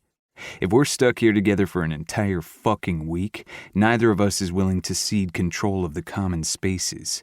Still, being in the same room with her is torture. I read the same page in my book about a dozen times before I decide to turn the damn page. Can't have her thinking I can't read. My phone has chimed about a dozen times since I logged into the Wi-Fi, and I know it must be my sisters blowing up our group chat. I don't bother checking it. Chances are it's another overly explicit conversation about Samantha's pregnancy hormones. I'm excited as fuck to be an uncle, but I don't need to know about her engorged anything. I swear some days they forget I have a dick. Aren't you a popular brute? Going to answer your girlfriend? Michelle spits out. Jealous? I tease. She scoffs, not looking up from her tablet. Her face goes pale and she squeezes her eyes shut. She's not fond of being the other woman. No need to get your panties in a twist, princess. I don't have a girlfriend. Michelle lets out a haughty sigh, her heart-shaped lips pinching together in an angry pucker, and that deep line forming between her eyebrows. Hit a nerve, I see. I pull my phone out and scroll through the messages. My sisters are trying to arrange a dinner this weekend. I shoot back a text saying I can't make it. Of course not. That would require loyalty. Michelle mumbles. Sleeping around is not my style, like you have any idea how to fucking spell loyalty. I snap at her. The fucking nerve of this chick. My eyes burn into her across the living room. When my older sister initiates a video call, it takes everything in me not to escape to my room. I know she's going to give me shit about this stupid dinner, and I don't want Michelle to hear me get pussy whipped. Unfortunately, that would mean running away. I stay put and accept the call with an annoyed, "What, Sam?" Whoa, check the attitude, baby brother. Samantha's loud voice echoes across the living room. What crawled up your butt? Michelle snickers, and I know she can hear my obnoxious sister. "Nothing," I mutter. Right, whatever. Why aren't you answering your phone, and what's this crap about you not coming to dinner this weekend? Samantha is about 10 years older than me and the pushiest woman I've ever met. She doesn't think she's my mom. She thinks she's my boss. I'm out of town and I don't have cell service, just the Wi-Fi. I keep it vague. I didn't tell my family I took off for the week, needing some space to clear my head. I love them, but they're a lot to handle. I don't look up, but I can tell Michelle is paying attention by the sound of her tablet being tossed down on the coffee table. Out of town? Where are you? Samantha asks, like she has any right to know. Just out of town, don't worry about it. He's hiding out at a lake house in Palmetto, Michelle chimes in. My head pops up and I grind my teeth. Michelle doesn't know the shitstorm she just kicked up. Then again, with the smug look on her face, maybe she does. Who is that? Sam asks, her demanding voice full of curious excitement. No one. Michelle chuckles, and I've had enough. I stand, grab my book, and head out to the porch. I can't talk right now. I'll call you back later. I hang up on Samantha only to have our group chat blow up for the next few hours with ridiculous attempts to get the gossip about Michelle. My sisters threaten and blackmail, trying to get me to spill the story. I don't. It's complicated. I liked Michelle. A lot, if I'm honest. I was falling a little bit in love with her. Then I realized she wasn't who she was pretending to be. She was using me. Now I hate her, and I'm stuck with her. See? Complicated. After the video call from hell, the day wastes away with Michelle and I both determined not to acknowledge that the other exists. We're ghosts in that house, floating around each other. I ignore the way my skin tingles when she's close enough to touch. It's 2:00 in the morning, and I can't sleep. Every time I close my eyes, I picture Michelle in those booty shorts she has the nerve to call pajamas. My cock is hard and eager, images of her pinned under me haunting my waking dreams. As I slide my hand into my boxers, a scream pierces the darkness. My blood runs cold, and I'm frozen in place.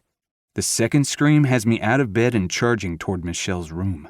My muscles carry me through the empty house without thought. My stomach is churning. The bitter taste of adrenaline fills my mouth. My hands are coiled into tight fists. My heart is surging in my chest, desperate to reach her. I throw open her door without bothering to knock. I flick on the light and charge into the room, searching for the guy I'm going to beat to death with my bare hands for making her scream like that. The room is empty, except for the petite woman writhing on the bed, crying in muffled terror. My heart splits open at the sound. I'm across the room in half a heartbeat and reaching for her. I grip her shoulders and give it a hard shake. I call her name loud enough to wake her up. Her eyes snap open on another panting scream. She pulls away and her arms come up in front of her, like she's protecting herself from a blow. When none comes, her gaze searches the room in a wild panic. She takes heaving breaths like she's been running for her life. She scurries up the bed away from me and buries her head in her hands. It's all right. It was a dream. I try to reassure her, but my voice is still rough. Her shoulders shake and she begins to weep. Long, sorrowful howls racking her tiny body. Without thinking, I sit down on the bed next to her. Leaning against the headboard, I lift her into my lap. Her whole body tenses at the touch, but I don't stop. I cradle her against my chest, wrapping her in my arms and squeezing tight. You're safe, I whisper in her ear. I won't let anything hurt you. I've lost track of time when she begins to calm, her breath coming in slow and even inhales, her body stiff but not tense. I was mugged. Her shaky voice rings in my ear. My arms tighten around her in reflex. She nuzzles into my chest and continues. I was 15, walking home from a party at a friend's house. It was late and dark, but we live in such a safe neighborhood I wasn't even paying attention. She pulls in a sharp breath and holds it. I count to 10 in my head. Something slammed into me from behind and pushed me up against a fence. He had a hood pulled down over his face. I never saw him, but I saw the knife. He shoved it into my chest and told me to give him everything I had. She pushes her fingers into her sternum so hard the tips go white. I'm glad I can't see the pain on her face at reliving the memory. I might tear the house down. I was lucky, I guess. He could have done anything, but he didn't. Just took the money and ran. The wobble in her voice gives it a pitiful whimsy. I didn't scream. I didn't cry.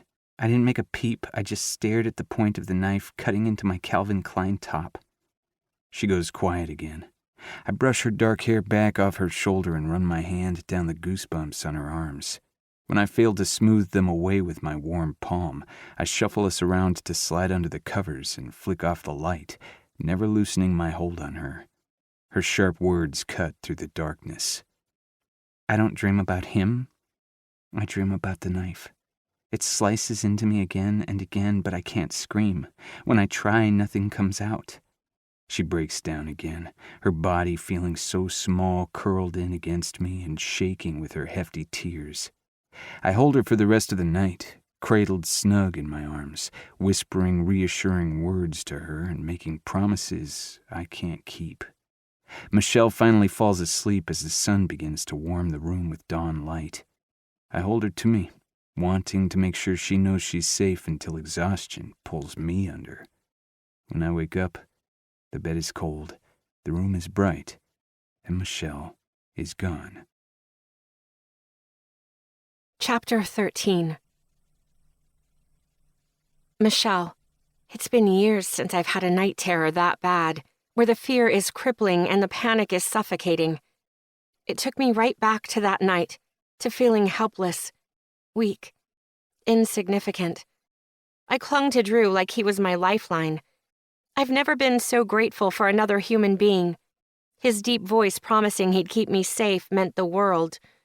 I believed him. I shouldn't. I can't trust him. But he sounded so earnest and he held me so tight, I never doubted him. Everything is different in the bright light of day. After the fear fades, his arms don't feel safe. They're a warm and welcoming trap. I can't rely on guys like him. They'll tell a girl one thing, make sweet promises, then shatter her heart. I know him. I've seen who he really is. A selfish, spiteful, and cruel brute. I liked him. A lot. I think I was even falling a little bit in love with him. Then he humiliated me. I'll never be able to trust a man like him again. I hate myself for being weak, for telling him the truth about my dreams. There can be no chinks in my armor when it comes to Andrew Wright. He'll weasel his way in and tear me apart. That knowledge alleviates any guilt I should feel about prying myself out of his protective grip and sneaking out of the bedroom. I'm sipping coffee and hardening my heart when he makes his appearance. He's adorable in wrinkled pajamas and wild bed hair. I shove the attraction for him deep down and bury it under my bitterness. Morning. His voice is thick with sleep. How are you doing? He asks as if he's genuinely concerned. I won't let myself believe it.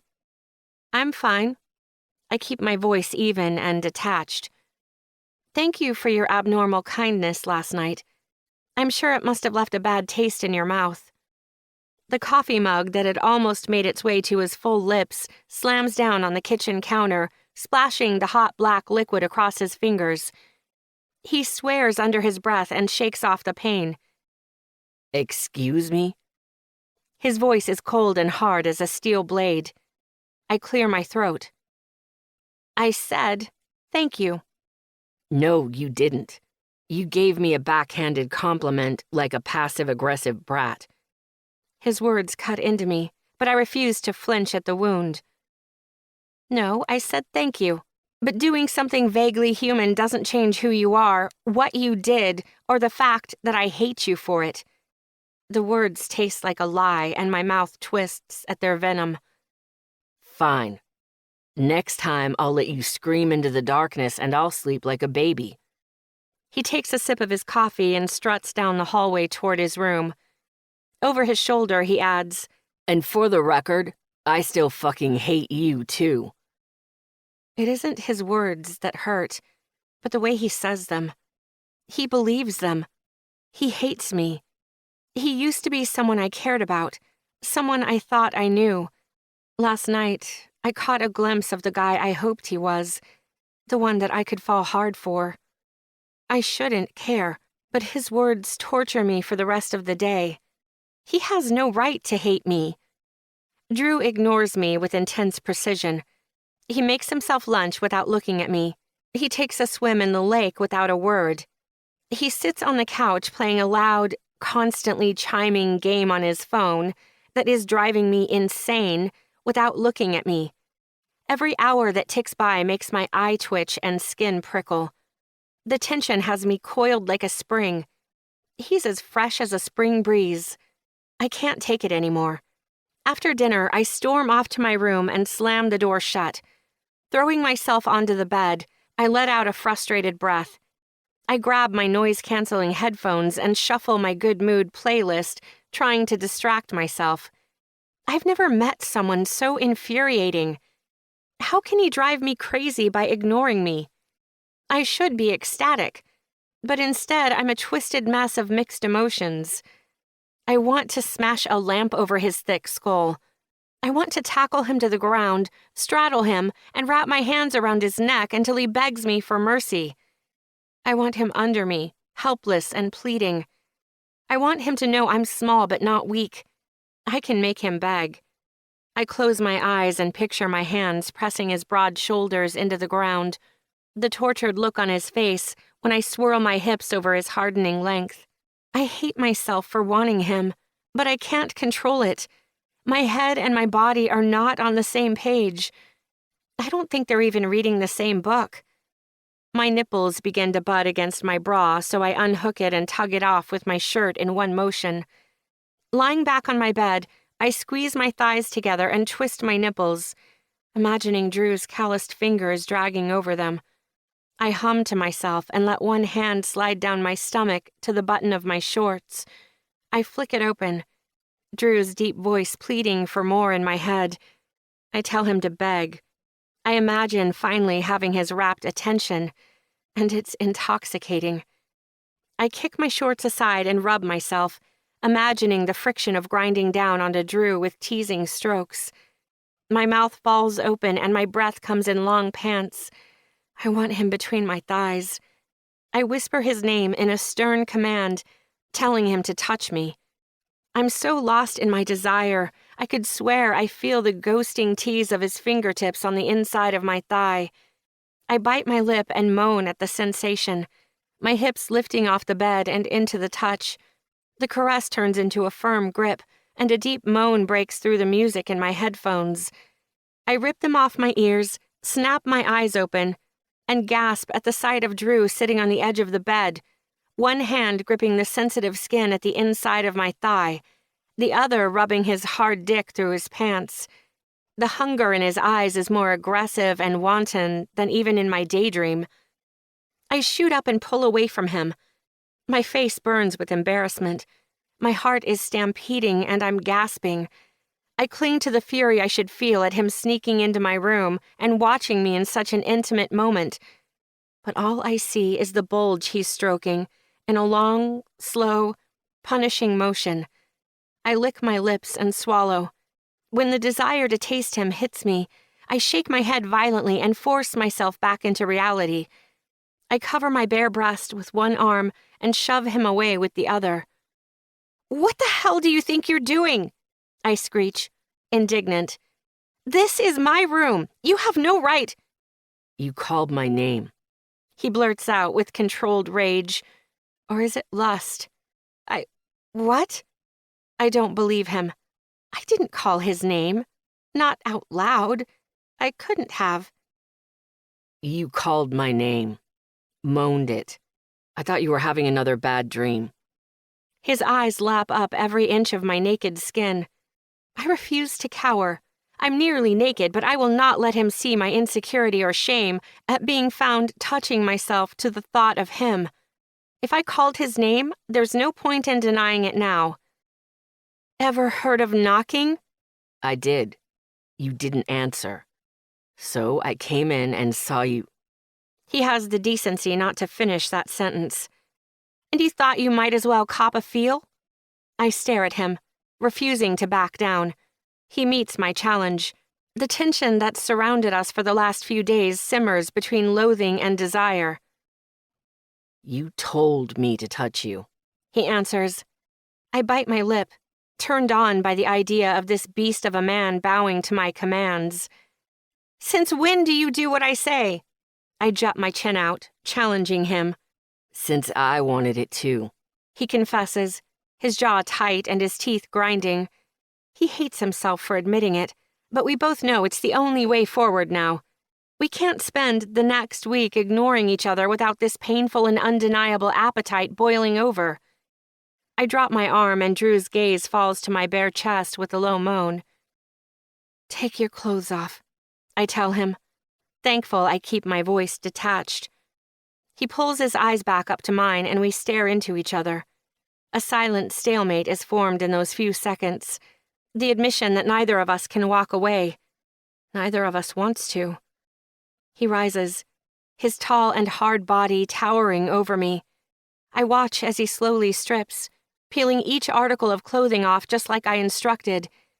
He stands naked in front of me, a fierce vulnerability etched into his face.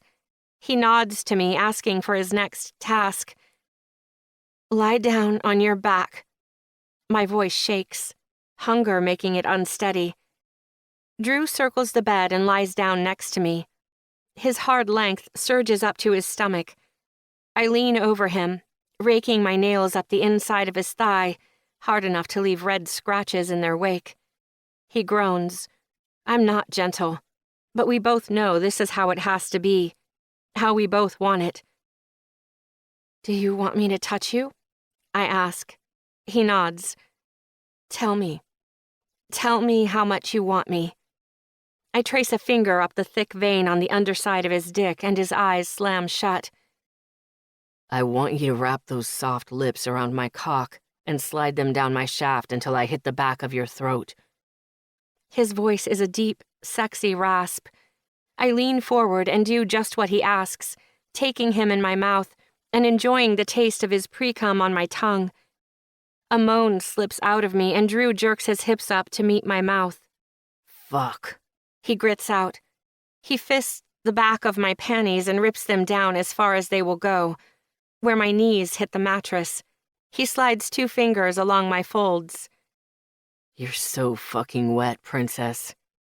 I pull back and stare down at him. He's holding his breath, like he's nervous. I bet he's praying, using the nickname I hate hasn't spoiled the game. I'm not your princess, I snarl. His mouth opens, but I slap a hand over it. I don't want his words. Tonight, I want his body. I slide off my panties, climb over and settle on top of him. I lay a hand on each of his hard pecs and lean back. I glide over his hard cock, getting off on the feel of him bucking into me. When I try to lift off him, he grips my hips and pulls me back down. I want to be inside you. You think a brute like you deserves such a reward? I taunt him with a swivel of my hips. The sensation of his hard cock against my swollen clit makes me moan. He sits up and takes one of my aching nipples into his mouth. I know how you want it. Hard. I can give that to you. He bites down on my nipple, sending waves of pleasure down to my core. Condom, I demand. He groans. It's not sexual, it's exasperated. I don't have one. I shove him back onto the mattress and climb off. He's too surprised to catch me in time. I'm across the room, wrapping myself in my satin robe before he manages to mutter, You can't be serious. I cross my arms and glare at him. As a heart attack, I'm on birth control, but after finding out the relationship with Monty I thought was monogamous wasn't, I'm not going to take any chances. With anyone. Drew rolls off the bed and charges to my bedroom door. Nearly tearing it off the hinges, he turns back to point a finger at me and says, Don't move. I yawn and he leaves with a sigh, still completely naked. I bite back a smile. The sound of cabinets banging and muttered curses trails through the house. I startle at the sound of the front door slamming. He's back in 2 minutes, an unopened box of condoms clutched in his fist. None in the house, but I remembered these were in the truck. He looks down at the box and a shy blush creeps up past the stubble on his rugged face.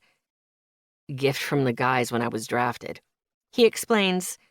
I shake my head, realizing he charged out to his truck, butt naked. He's determined. I'll give him that. He clears his throat and traces up my body with his hungry eyes. Take off the robe. I humor him. Slowly. I hold the robe closed after I untie it, letting each shoulder pop out before it drops to the floor. Eyes locked on me. No, I didn't move. Drew tears open the box with his teeth, looking downright feral. He pumps his still hard cock twice and rolls on the condom.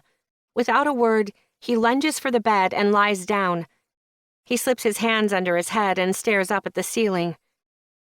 I'm ready, he declares. I can't hold back the small laugh that shuffles up my throat. He's cocky and yet too damn adorable to resist.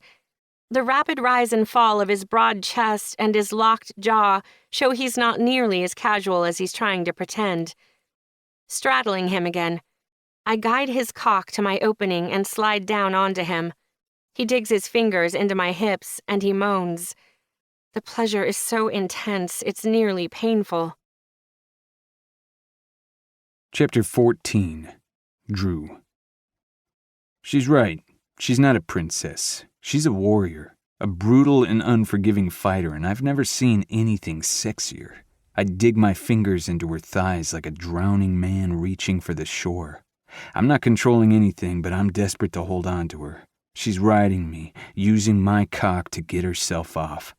The swivel of her hips drives me deeper inside her. It's hot that she's not intimidated by me, that she's confident enough to take what she wants. I'm a huge guy, have been since I was a kid. Most girls are timid and skittish around me, like if they say something wrong, I'll gobble them up. Not Michelle.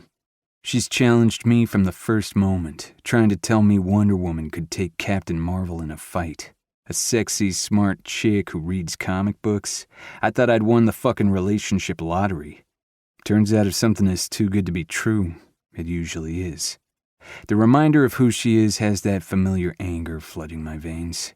Gripping hard, I pull her down into me while I lift my hips up to meet her. She gasps and looks down at me. That's right, princess, I'm going to get what I want too. It's no longer sex, it's a battle. Both of us struggle to control the pace, the position, and our own climaxes. You're going to come on my cock, I tell her, my voice thick and raspy. She moans, a half-annoyed, half-excited sound. You're close. So are you, she pants. I smile at the challenge in her voice. I want to feel you come first, feel that tight pussy clench around me. The dirty talk pushes her over the edge. She's muttering unintelligible swear words while she rides out her orgasm on top of me. The sight sends me over the edge. I don't think I've come so hard in my entire life. She slows to a leisurely pace as we both catch our breath. I relax my grip and stroke her thigh with my thumbs, feeling her soft, smooth skin under my thick, rough fingers. With a final satisfied hum, she bends forward, swan diving into my chest until her forehead hits my sternum and her silky black hair falls down along my ribs. I slide my hand into her hair and cup the back of her neck. I place a gentle kiss on the top of her head and breathe in the sweet smell of her. It's intimate and tender, something I don't realize until I've already done it. Must be all the post-orgasm endorphins making me act like an idiot. I expect her to say something snide or to pull back and bolt, something to remind us both we hate each other. Instead, she lets out a satisfied coo, straightens her legs and tucks her tiny body in against mine. Guess she's high on those endorphins too. Her head is on my shoulder, her warm breath tickling my chest. Her front is sandwiched against my side, a leg tossed over my stomach. We're cuddling, and she's snoring within minutes. This woman is insane. Chapter 15. Michelle. I wake up coiled around Drew for the third morning in a row. He's broad and warm and surprisingly comfortable for a guy coated in so much muscle. Still, the realization that I'm cuddling my enemy has my stomach churning and my mouth going dry. I unwrap my legs and pull myself away from him. I climb into the shower, letting the warm water wash away all my unease. How did we get here? I've had sex with him. Twice. And last night I didn't even have the alcohol to blame. I'm drawn to him, my body responding to him in a way I crave.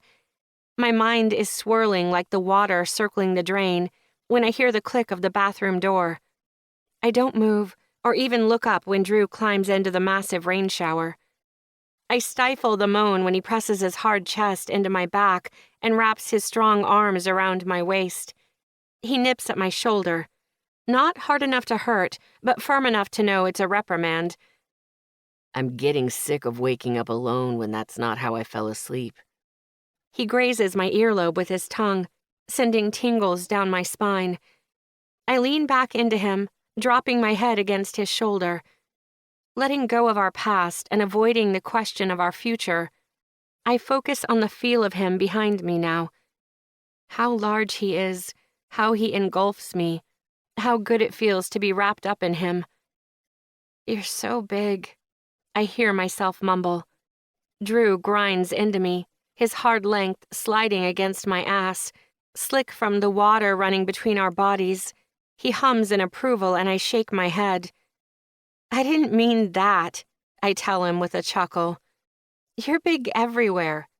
You make me feel so small. You are small. He strokes my stomach in lazy circles with his thumbs. I'm average. His chest rumbles. Far from it, princess. He kisses my neck and glides one of his large hands south between my thighs. I bite my lip and close my eyes. I don't want this, I moan. His body stiffens behind me and his hand freezes. He begins to pull back, to pull away, and I realize he misunderstood me. I grab his hands and keep them locked around me, shifting my weight back against him. I don't want to want this, but I do. I can't help it. It's wrong, but I want you, I tell him, unable to hold back the simple truth. My voice is a broken whisper. If he weren't pressed against me, the water would have drowned out my confession. I wish it had. I feel bare and vulnerable, not trusting him not to hurt me. So wrong, it's right. Drew murmurs against my skin. He slides his hand back between my thighs, pressing his leg into my knee. He encourages me to lift it onto the small seat in the corner of the shower. I do, opening myself up to him. I lean back and let him take my weight, trusting him not to drop me. His hard length is pressed against me, and as desperate as I am to have him inside me again, I don't trust him enough for that yet. Condom, I moan, when he positions himself at my entrance. Not pulling back, he grumbles, How the fuck are you the only woman in the state not on birth control? His harsh tone chafes against my raw nerves. Of course I'm on birth control. Not that it's any of your business, I snip. Then what? His voice cuts off. He rips his body away from mine and I stumble back, nearly falling without him to brace me. Cold air rushes between us, and I shiver at the loss of his body against mine. That's fucking rich. He growls with an agitated edge. Excuse me? I ask, spinning to watch his retreating form. I don't know what happened. A minute ago we were connected, lost in a delicate bubble of soap and steam. Now he's glaring at me with smoldering hatred. I said that's rich. You making me wear a condom. He snatches a towel off the shelf and wraps it around his still hard length. It barely covers his wide frame. A slit up his thick thigh drawing my attention and keeping me eager for him. I shake my head, still not understanding his anger. Why is that so funny? You are worried about catching something from me? Drew snaps. You've slept with half the damn football team, and I haven't been with anyone in almost a year. His accusation slams into me and I brace myself against the shower wall. I don't register his confession. I'm too angry at his egotistical rant. You are such an asshole, I shout, turning off the shower and grabbing a towel to cover my body. At least I'm an honest one. He levels me with a glare. A sarcastic cackle rumbles out of my mouth. Honest? You're honestly a misinformed jackass who's too busy believing his own idiotic gossip to bother thinking about the people he's hurting. Angry tears tumble out of my eyes, and I hope he can't tell the difference between them and the water dripping out of my hair. I storm past him, charging out of the bathroom with fury pumping through my body. I grab the first set of clothes I put my hands on, eager to have something solid between my body and his. He steps out of the bathroom in nothing but that ridiculous too-small towel, droplets sliding down his glistening body, but I'm too angry to want him. Hate has replaced every ounce of desire. I'd sooner murder him than sleep with him. His eyes are studying me, watching my every move with a curious confusion. I'm an exhibit in a zoo, here for him to gawk at. I'm desperate to hide how easily he can still hurt me. I hate myself for giving him that power again. Get out of my room, I shout. With pleasure. Chapter 16. Drew. Michelle is a good actress. Manipulative women have to be. I almost thought I'd hurt her, but she's just angry I called her out on her bullshit. She wants to pretend she's this sweet, innocent little thing when we both know she's not. She's vicious. I storm back to my room and slam the door hard enough to rattle the windows. Fuck! I shout into the empty space. My mind is a clouded mess and my muscles burn with the need to hit something, break something. What I wouldn't give to be on the field right now. I throw on a pair of gym shorts and my running shoes. I need to burn off this energy before I bring the house down around us. I turn off my brain and focus on my feet, churning up the miles along the lake. It's already hot, the morning sun beating down on my bare chest, but I push myself harder. I haven't eaten or had anything to drink since last night. I'm getting faint, but I don't stop. I run until my head clears. I run until I don't think about Michelle, until I can't think about anything besides willing myself to keep moving, until I'm so exhausted I can barely stand. I stumble back into the house over 2 hours later, my lungs burning and my legs shaking. I head straight to the sink and down 2 glasses of cool water. I'm dripping with sweat, but I don't bother showering before I find myself some food. In the kitchen, making grilled cheese for lunch, I am painfully aware of Michelle sitting in the living room. She hasn't said a word since I walked out of her bedroom. I hope she's got the chick version of blue balls. We're back to pretending to ignore each other. I know she's as aware of my presence as I am of hers. Every time I slam a cabinet or bang a pan, her shoulders tense and her lips purse.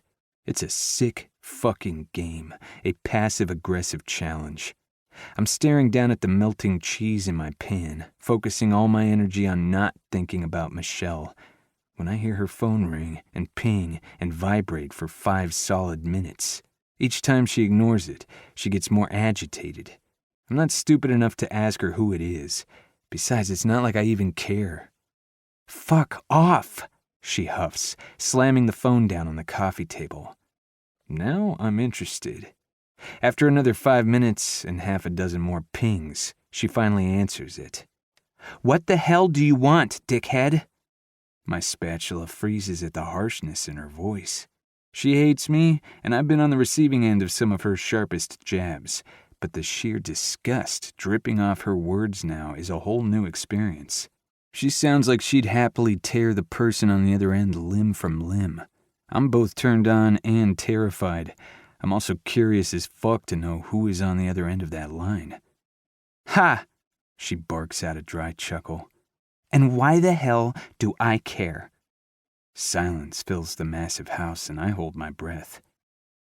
"You got exactly what you deserve, Monty. You're a cheating piece of shit. I hope the steroids shrivel up your balls and an STD makes your dick rot and fall off. Don't ever contact me again."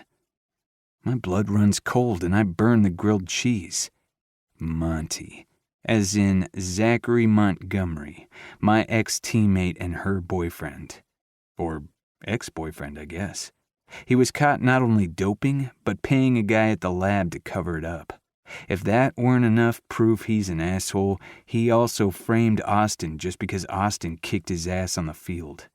Monty is a rich, entitled prick who couldn't handle a guy on a scholarship with no money and no family being better than him at, well, everything.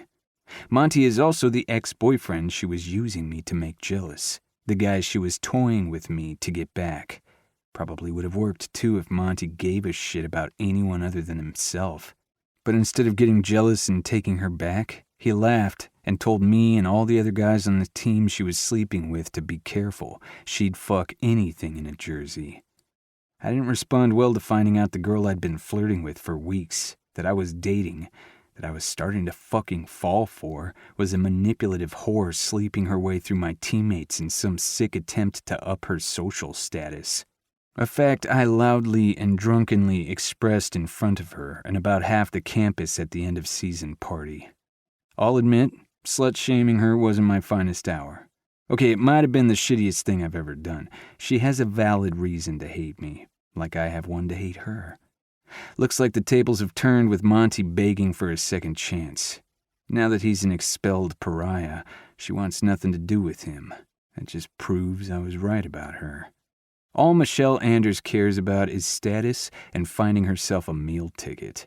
Smoke rising from the pan draws my attention back to my charred grilled cheese. I curse under my breath and chuck my burned lunch in the trash. I let the pan drop in the sink with a loud metallic cling, like I've lost my appetite. "What's wrong, Princess? Trouble in paradise?" I can't stop myself from asking. Even from across the living room, I can see Michelle's body stiffen at the sound of my voice. "Not that it is any of your damn business, but it was never a paradise." I scoff. Glad trying to keep your shitty relationship was worth using decent people. I sound like I've got sand in my vagina. We both know I'm talking about myself. It's been months, and I'm still fucking pissed at her, and myself for believing she gave a fuck. The midget warrior shoots off the couch and faces me full on. "You jocks are all the same, so full of yourself. You can't even comprehend someone not wanting you. I didn't try to hold on to shit. I tossed that asshole away with both hands." I step around the kitchen island and face her. "Sure, you tossed him, right after he got caught, after he couldn't provide you the future you think you're entitled to." She steps around the couch, and there's nothing between us but empty space, deep resentment, and unsated desires. She furrows her brow and purses her lips. "You don't know what you're talking about. You don't know me at all." "Oh, I know you. You Jersey chasers are all the same, happy to be any asshole's baby mama if they've got enough money or connections." She blanches, and if I didn't know she was heartless, I'd swear her eyes were filling with tears. "Fuck you." She storms back toward the hallway, whipping around just inside the archway. "For your information, smartass, I dumped King of the Douchebags long before his fall from grace. I knew he was an asshole back when the rest of you were still giving him fist bumps for hooking up with chicks behind my back. I have no interest in being his or anyone else's baby mama, and you are the only guy I've been with since, you asshole. Her voice cracks and she flinches. She didn't mean to confess that. Her eyes stab into me, lust and fury making them sparkle. And I don't give a shit if you believe me or not. Angry rant complete, she's gone in a flash, and I'm left dumbstruck. I pull out my phone, my hand shaking, and FaceTime Austin. Hey, dude, what's up? His cheery smile pops up on my screen. I need to talk to Elizabeth. Say what? Your girlfriend, Jacobs, I need to talk to her, now. My voice is full of building panic. Watch your tone, Wright? He warns. I let out a sigh, my eyes darting to the now empty hallway. Sorry, man. It's important. Fine. Be nice or you'll regret it. Hello? Elizabeth's sweet voice fills my ear. I'm not sure how to ask this, so I go with brutally blunt. Has Michelle fucked anyone since Monty dumped her? Her jaw drops, and she lets out a soft gasp before she stammers. How could you... She's not... Why would she... The camera spins in a shaky blur before Austin's pissed face comes into view. What the hell did you just say to my girlfriend? She's bright fucking red, man. What did I fuck... I asked if Michelle's fucked anyone since Monty dumped her. You're such an asshole, Austin says on a disappointed grumble. So I've been told. It's important, Austin. I need to know. Seriously? He asks. As the grave man. He sighs. Fuck. Fine, hold on. The screen fills with what looks like a blank ceiling, and I can only hear muffled voices. Okay, let me just say, this is some fucking junior high-level does she like me bullshit, Austin says with an exasperated but amused lilt. Elizabeth says, first of all, Michelle dumped Monty because he is, and I quote, a lying, cheating, no-good scoundrel. Fine, whatever. And the other guys? There are no other guys, just you and Monty. I keel forward and let out a deep, guttural breath, like someone just socked me in the stomach. That's what this feels like someone just knocked me on my ass. What the fuck did I do? Is she sure? I ask, my voice weak and shaky. Yeah, she's sure. Michelle isn't that kind of girl, man. Monty told me... Never mind. Austin's voice gets hard. Monty is a lying piece of shit. Trust that. I know. But I saw Michelle with one of the guys on the team, after we'd already started hanging. Saw her doing what? Austin asks. I picture walking into the party after Monty warned me Michelle was sleeping around, to find her flirting with one of my teammates. She was smiling, and they were leaning into each other. Her hand was on his arm, and her tongue was practically in his ear. She disappeared on me the first night we met, and she was all over Sanchez at the end of season party. My voice is ice cold. Austin laughs at me. Sanchez is gay, you dumb fuck. I might throw up. I'm for sure going to punch myself in the face. Chapter 17. Michelle. I've never been so angry in my life. I hate Andrew Wright with every ounce of my being. To accuse me of sleeping around, of shopping for a husband? He's got to be kidding me. How dare he? Tears tumble down my cheeks as I toss everything back into my suitcase in a blind fury for the second time in 3 days. I don't care if I end up sleeping in the woods tonight. I can't spend one more second under the same roof as him. He's on the phone when I charge out of my bedroom. I don't bother looking at him. I storm over to the fireplace and snatch up the axe that's been there since our first stupid night together. My face flushes with embarrassment when I remember how I threw myself at him. Of course he thinks I'm that kind of girl. I let him take advantage, didn't I? Why wouldn't he think I let every other boy out there have a go too? Bile rises up the back of my throat and my fingers tighten around the axe handle. I'm not that kind of person. I don't care what he thinks. I know who I am. I know what I'm worth, and he can go straight to hell. I've got to go. Drew's voice rings in my ears. He's not talking to me, but the tension in his words catches me off guard. I don't let it deter me. I need to get out of here, now. Drew reaches the front door before I do and blocks my way. I stare at his chest, picturing his shriveled, rotten heart beneath those muscles. We need to talk, He says, his words as soft as when he held me after my night terror. Get out of my way, I warn him. Please, Michelle. It's the first time he said my name, and it's a dagger to my heart. I hate that I still want him to be the man to hold me and keep me safe. But he's not. He's a wolf in sheep's clothing. Move, Andrew, or so help me. I lift the axe, not even sure myself what I might do. The man has pushed me to my wits' end. Please, I whimper, hating the weakness in my voice. He holds up his hands and steps aside. My heart is racing and my hands shaking when I throw my suitcase into the trunk of my Mini. I toss the axe in next to it and refuse to look up at Drew, who I can feel watching me from the porch. I start the engine and tear out of the driveway. After a few days of sun, the mud has mostly dried up and the road is drivable, if still a little perilous. The danger is worth it for my freedom and sanity. My face is burning hot, and tears are just starting to ebb when I pull up to the tree blocking the road. I hear Drew's truck behind me, rumbling up the road. He's following me, and that makes me desperate to get away. I grab the axe again and begin chopping away at the tree with everything I have. I picture Drew's face and my own stupidity. I hack away the desire I have for him, cut off the memory of his hands on my skin, sever the toxic hold he has on me. My heart pounds in my ears, my lungs burn, and my hands ache, but I keep chopping away at this stupid tree, barely making a dent. Michelle. Drew calls from behind me.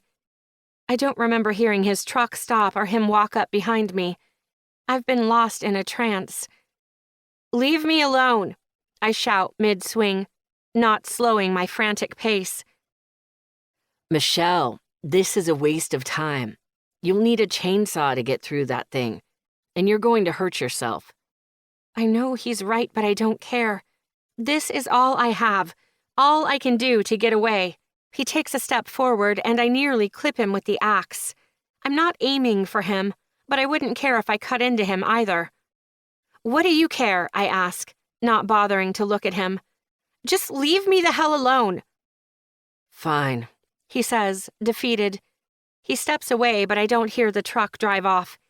He's just standing behind me, watching me, waiting. One final swing, and pain shoots up my wrist. I cry out and crumple to the ground. The tears are back, streaming down my cheeks, and I hate myself for being so weak. Drew is on me in a flash, his deft fingers searching me for an injury. I'm too exhausted to push him away, too defeated to care. He reaches for the wrist I have cradled in my lap, and I wince. My eyes slam shut from the stab of pain. Suddenly, I'm weightless. He's carrying me, and I'm too broken to be indignant. God damn it. Rage slurs his words. I should have stopped you, tackled you if I had to. Stupid, Andrew. So damn stupid. He mutters admonishments. To himself? You're such an asshole. I look up into his face. The deep regret carving wrinkles into his forehead confuses the hell out of me. Drew's cradling me against his chest, holding me close. It makes my heart ache worse than my throbbing wrist. My body is shaking, and he squeezes me tight. He carries me to the truck and eases me into the passenger seat before leaning over and buckling me in. He pauses for a moment, dropping his forehead to mine. His breath is warm against my lips when he whispers a pained, I'm so sorry. He pulls back and is around the truck in a flash. He drives us home in silence. When we make it to the lake house, Drew sweeps me up in his arms again and carries me to the couch. I'm limp in his hold, my limbs flopping like dead weights when he sets me down. Like a wounded animal caught in a trap, I sit awaiting my fate. Drew disappears for a moment before returning with pills, water, and ice. He hands me 2 white pills. Take these. for the swelling and the pain. I take them without question, swallowing them down with the water he hands me next. Where does it hurt? He asks.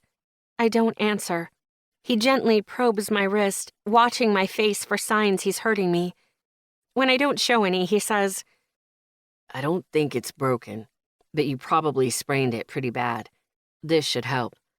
He wraps an ice pack in a hand towel and holds it to my wrist. He lets out a long sigh. He's staring at my forearm, rubbing the inside of it.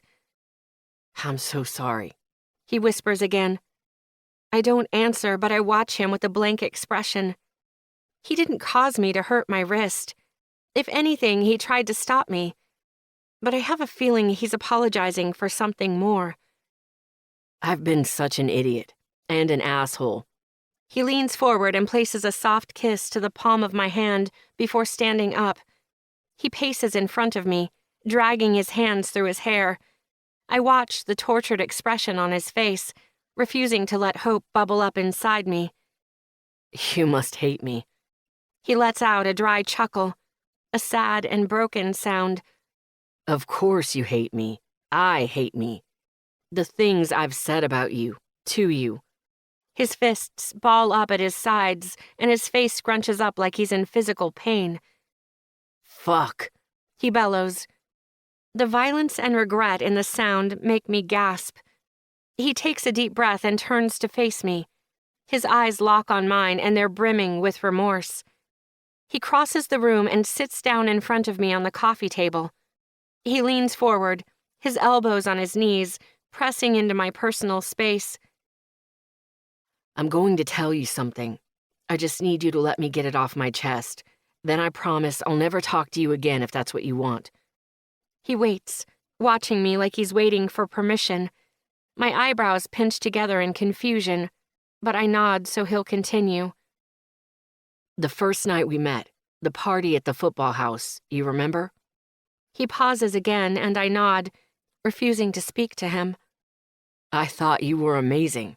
We talked for hours and kissed until I couldn't see straight. A smile ghosts across his lips at the memory. It fades quickly when he continues. Then you let one of your sorority sisters drag you away, and I didn't see you again for the rest of the night. I remember that night. Kimmy had just broken up with her high school sweetheart and begged me to do shots with her.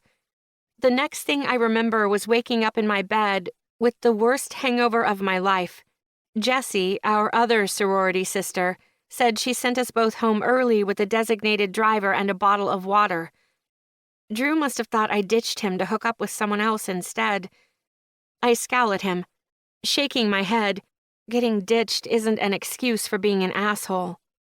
It's not an excuse, I know. He answers. I tilt my head to the side, wondering for a second if I said that out loud. I'm just trying to explain why I believed him. Who? I can't help myself from asking. Drew swallows hard. Monty. He told me you guys hooked up that night. He told me and a couple of the other guys on the team to watch out, that you slept around, that you were a social climber. A gasp slips through my lips. I grind my teeth and blow out an angry breath through my nose. I know, I didn't want to believe him at first. Then I saw you in the kitchen that night with Sanchez. We'd gone out a couple times. I was really into you. His voice trails off and he wipes his hands on his pants like his palms are sweating. Anyway, I walked into that party and you were leaning against him, whispering into his ear. He'd just registered for the draft like me. It all fit. Miguel is gay. I know that now. Drew sheepishly confesses. And even if he wasn't, he's a friend of mine. I tell him, my voice getting stronger as the anger builds back up in me.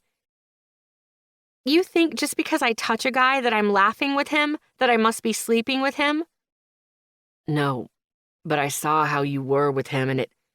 He pinches his eyes shut and grips a handful of his shaggy hair. It hurt, all right? It fucking hurt to think you didn't care about me.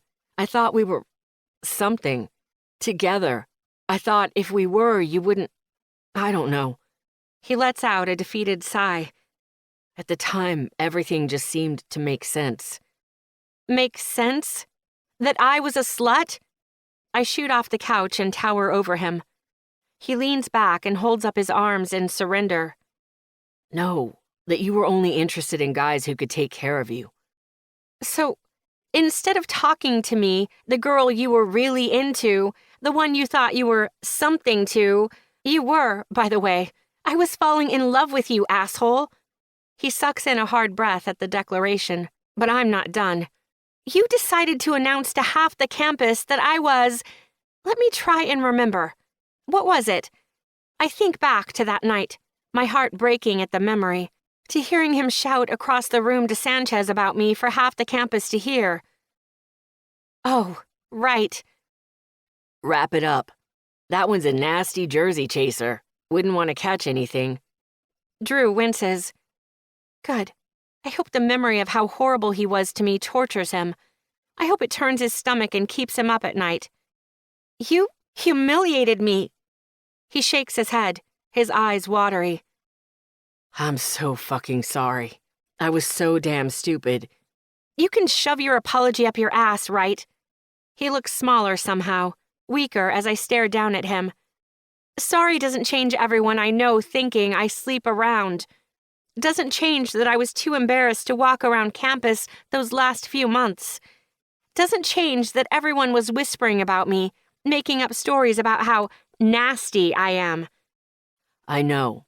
I hate myself. If there was anything I could do to fix it, I would. He seems earnest, but I don't believe him. I can't afford to. It's so easy to sit here now and say sorry. You want to fix it? You want to make it up to me? How about you go back in time and apologize in front of everyone at that party? Why don't you stand up like a man and shout to the world that you are a pathetic, petty, jealous prick who's too blinded by your own ego to see the truth? That you are selfish and small and don't care who you hurt? I turn and walk to the edge of the couch. He snatches my good wrist and pleads, I do care. I was falling in love with you, too. That's too bad, because you ruined it. I pull my wrist out of his grip, telling myself I don't care that he looks shattered, that this mountain of a man looks like a single stroke would topple him like so much ash. I cross the room to the hallway. Without turning around, I tell him over my shoulder, the only decent thing you can do for me is leave. I don't care where you go, but I can't spend another night under the same roof as you. I close my bedroom door, lock it, and drop to the floor. I cry into the towel he wrapped around my wrist to muffle the sound. Chapter 18. Drew. I stare up at the beautiful star-filled sky and worry about Michelle for the millionth hour. Instead of hating her, which I never should have done in the first place, I hate myself with a burning passion. I've been kicking my own ass since I got off the phone with Austin. Double since she confessed she was falling for me. She was falling for me, and I ruined it. I lost her before we ever had a chance. Fuck. I curse up to the blackness. I rack my brain for what else I can try, how I can fix it. I hiked 6 miles down the road to get her car. I put her bag outside her door before grabbing a bunch of blankets and setting up camp in the back of my truck. She asked me not to stay in the house, and that's the least I can give her. I call Samantha, needing the ass-chewing only an older sister can deliver.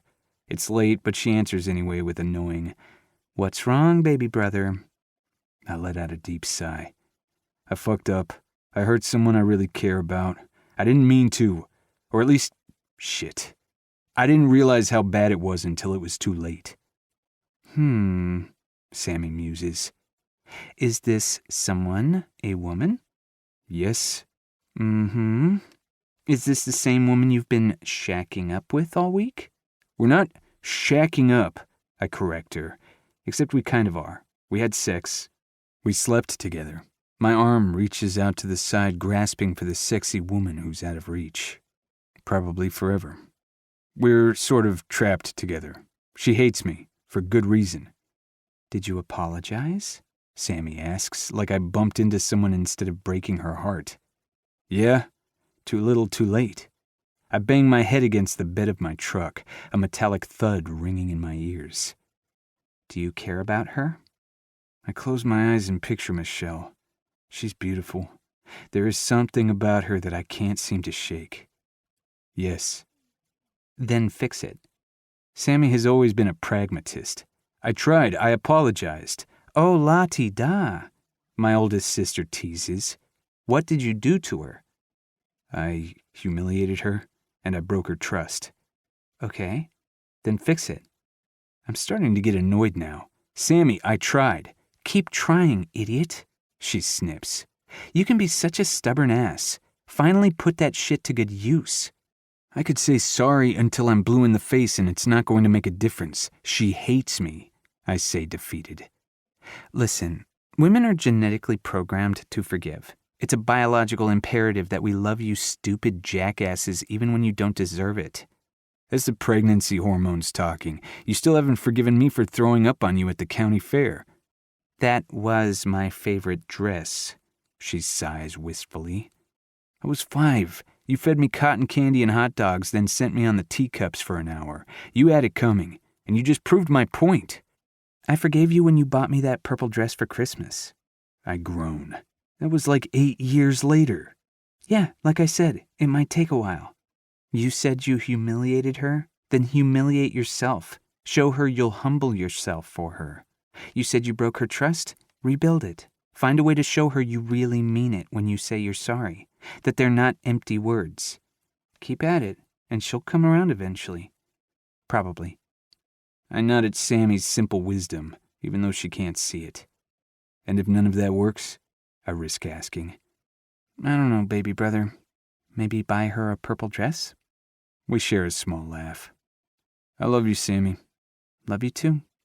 I hang up and stare up at the stars again. Sammy's advice rattling around in my brain.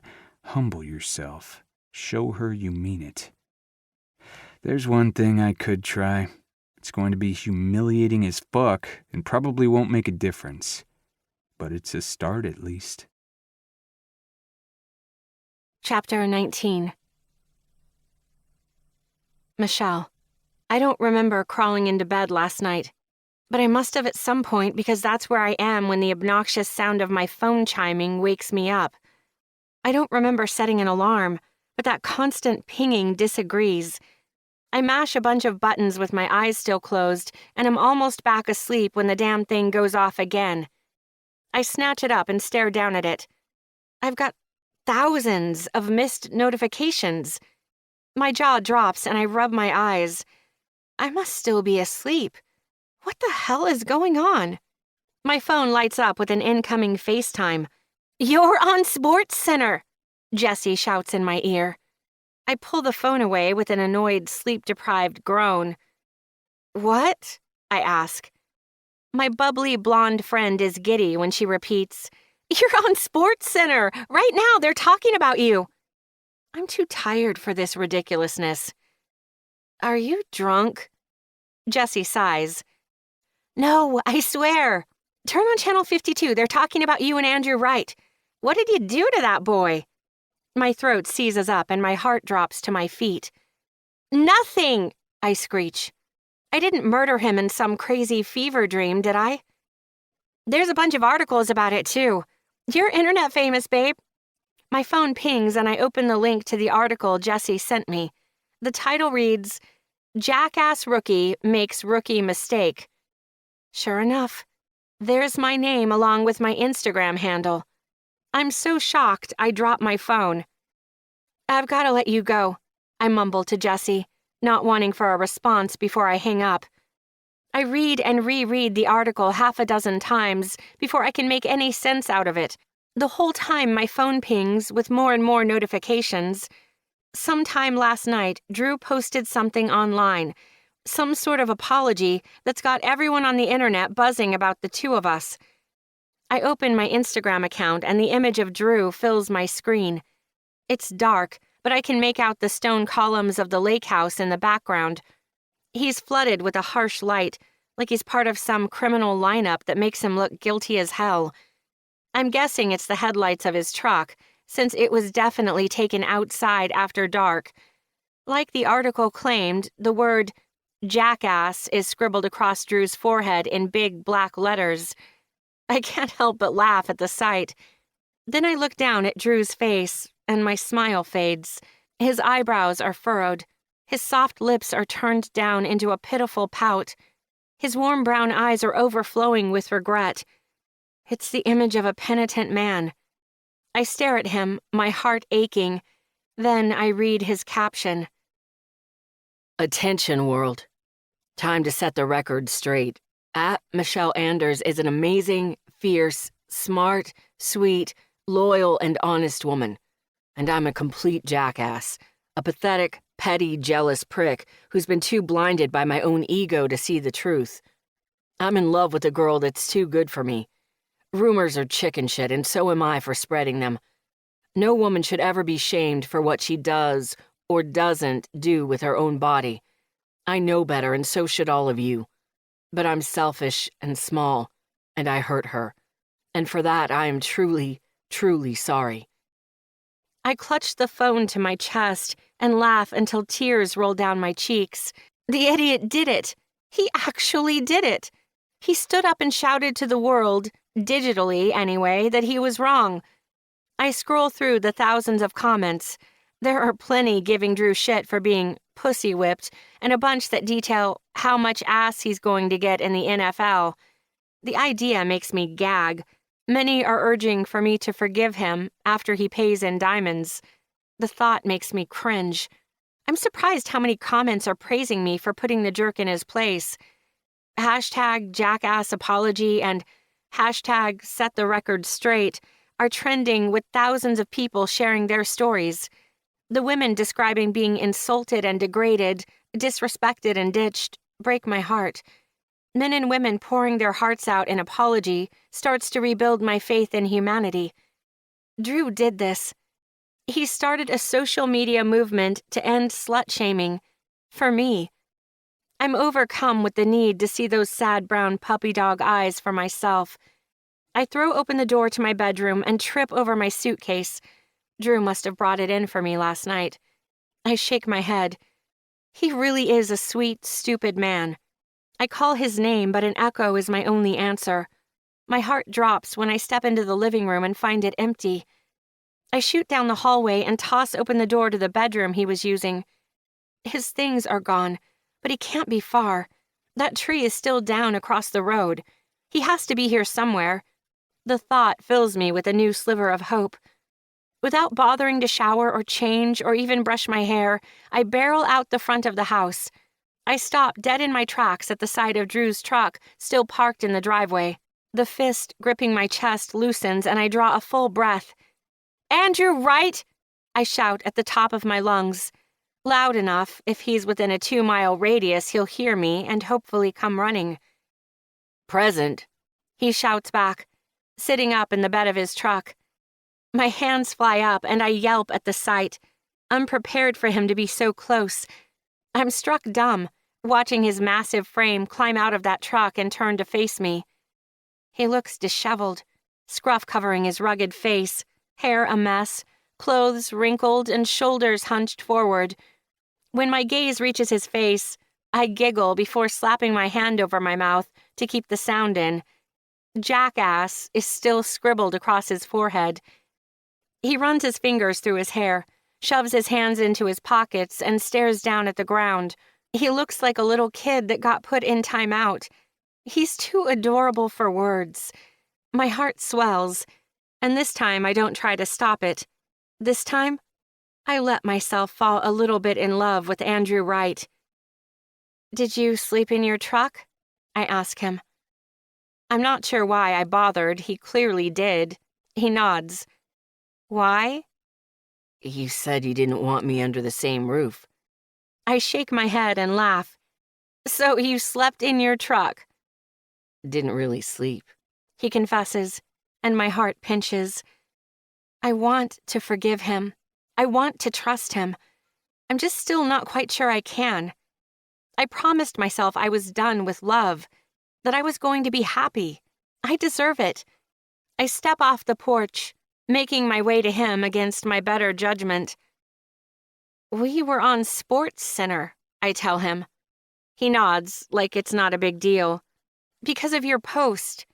Yeah. He answers, nonplussed. It went viral, I prod, waiting for it to register for him, waiting for the shock and the panic. He just shrugs. I'm a first-round draft pick about to start his rookie season. I figured it would. He's making a career in professional sports. He has an image to maintain, and I don't think jackass is what his publicist was going for. Doesn't he care at all?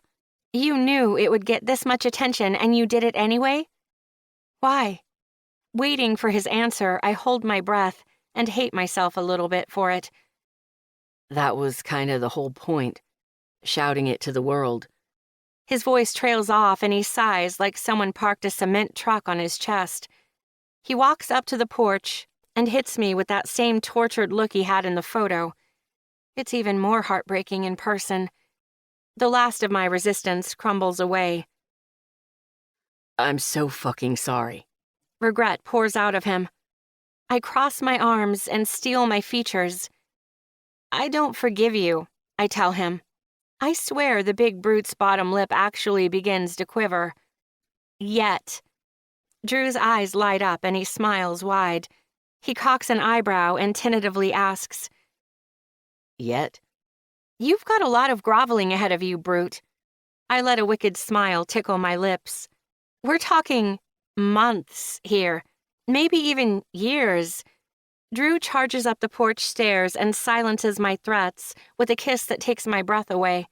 He wraps me in his massive arms and my heart dances. Holding me against his hard body, he kisses me with months of regret, days of longing and hours of desire. He kisses me like I'm precious and protected, like he loves me. Chapter 20. Michelle. Try as I might, I can't seem to focus on the steamy romance in my hands. Watching a completely naked Drew saunter out of the crystal blue lake is so much hotter.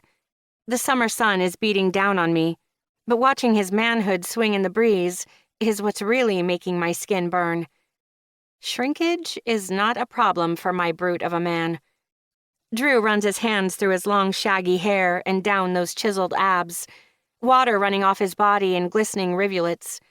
I bite my lip and drink in the sight of him.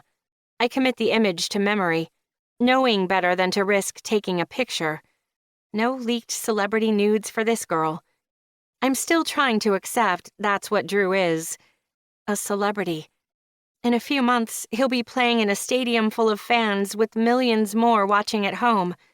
And he'll be thousands of miles away. I push the errant thought aside, willing myself to enjoy these moments with him while I have them. I could probably get $100,000 for this luscious full frontal from a sleazy tabloid. Joke's on them. This view is priceless. Good book? He asks with a cocky smirk. He caught me checking him out, something I can't seem to keep myself from indulging in. But I've stopped bothering to hide it. He takes a moment to admire me in nothing but my sun hat and a smile. The hunger in his eyes has made skinny dipping at the lake house my new favorite summer pastime. Good man. I beckon him with a quirk of my finger. He flops down on top of me in a flash, bracing himself on his elbows to keep from crushing me, before slowly lowering his cool body onto mine. My nipples peek at the chilly brush of his chest. You summoned me, princess? He murmurs in my ear before kissing a wet trail down my neck to my eagerly awaiting breasts. I hum in appreciation for the teasing touch. I wrap my legs around him, pulling his hips flush against my core and rocking into him. He has pampered me these past few days, giving in to my every whim or desire, like midday skinny dipping. I'm not sure I ever want his apologizing to stop, but it will. Soon, when he's 2,000 miles away. My body stiffens, and I pinch my eyes shut. I count to 10 in my head. What's up? Drew asks, pulling back with a look of concern chiseled into his furrowed brow. I swear, this man can read my body like a book. I might as well hire a skywriter to spell out my insecurities in the clear blue expanse above us. Nothing. I lean forward to kiss him, but he shifts away. I call bullshit. Drew unlatches my hands from around his neck and pins my wrists above my head. If it's supposed to be a punishment, he's dead wrong. Naked Drew Wright pinning me down and having his way with me is my all-time favorite fantasy. You're stiff as a board. And you're hard as a rock. My voice drips with seduction. And I'm right. He is hard. For me. And I'd love to fuck you right here, where anyone could see. The thought sends a thrill down my spine. Apparently, I'm a bit of an exhibitionist. Keeping my hands pinned down, he takes my hard nipple in his mouth and bites down with firm pressure. Not hard enough to hurt, but enough to make me shiver. Desire pools between my thighs. But first, you have to tell me what's wrong. Nothing's wrong. My voice cracks. Liar. He grinds his length against my throbbing clit, torturing me with long, hard strokes before pulling away and leaving me desperate. Fuck me. I meant that to come out as a demand, but it's a plea. Tell me, and I will, princess. He bites my nipple again, grinding against me and drawing primal sounds out of me that no woman has ever made. I cave to the sweet torment. I'm just sad this is ending. Ending? His voice gets hard and his hold on my wrist tightens. What is ending? This. Us. The fuck it is. He claims my mouth with a punishing kiss. His body presses into mine, enveloping me in his angry lust. Against my lips, he growls, Get it through that hard head of yours. You're mine, Michelle. My name on his lips and his hard cock gliding over my slit in the perfect rough rhythm send me over the edge. I come apart underneath him, writhing in pleasure. I catch my breath as he plants delicate kisses on my collarbone and chest. His tenderness shatters me. I blink back the tears and will my lip to stop quivering. Why do you think this would end? His voice is a soft purr in my ear. I've got years of groveling to do. That you're going to do from thousands of miles away?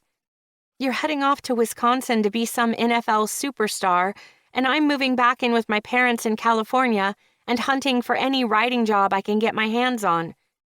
The confession tumbles out of me. I try to tug my wrists out of his grasp, to pull away, run away. But Drew's steadfast grip doesn't waver. His eyes burn into me. Come with me. What? Come with me, he says again. Not a request, a command. No. I try again to free myself, and again I fail. Why not? Because I'm not a succubus looking for a meal ticket. I'm pretty sure we've been over this, I bite out. My insecurities are getting the better of me. Fine. Then we'll split everything 50-50. Rent, groceries, utilities. Fuck, I'll even let you chip in for gas money. Whatever you want. I'm not offering you a meal ticket. He interlaces his fingers with mine and locks his serious gaze on me. Just my heart. He drops his forehead to mine and whispers, Come with me, please. I love you. My heart breaks open and tears stream down my face. I love you too, I blurt out.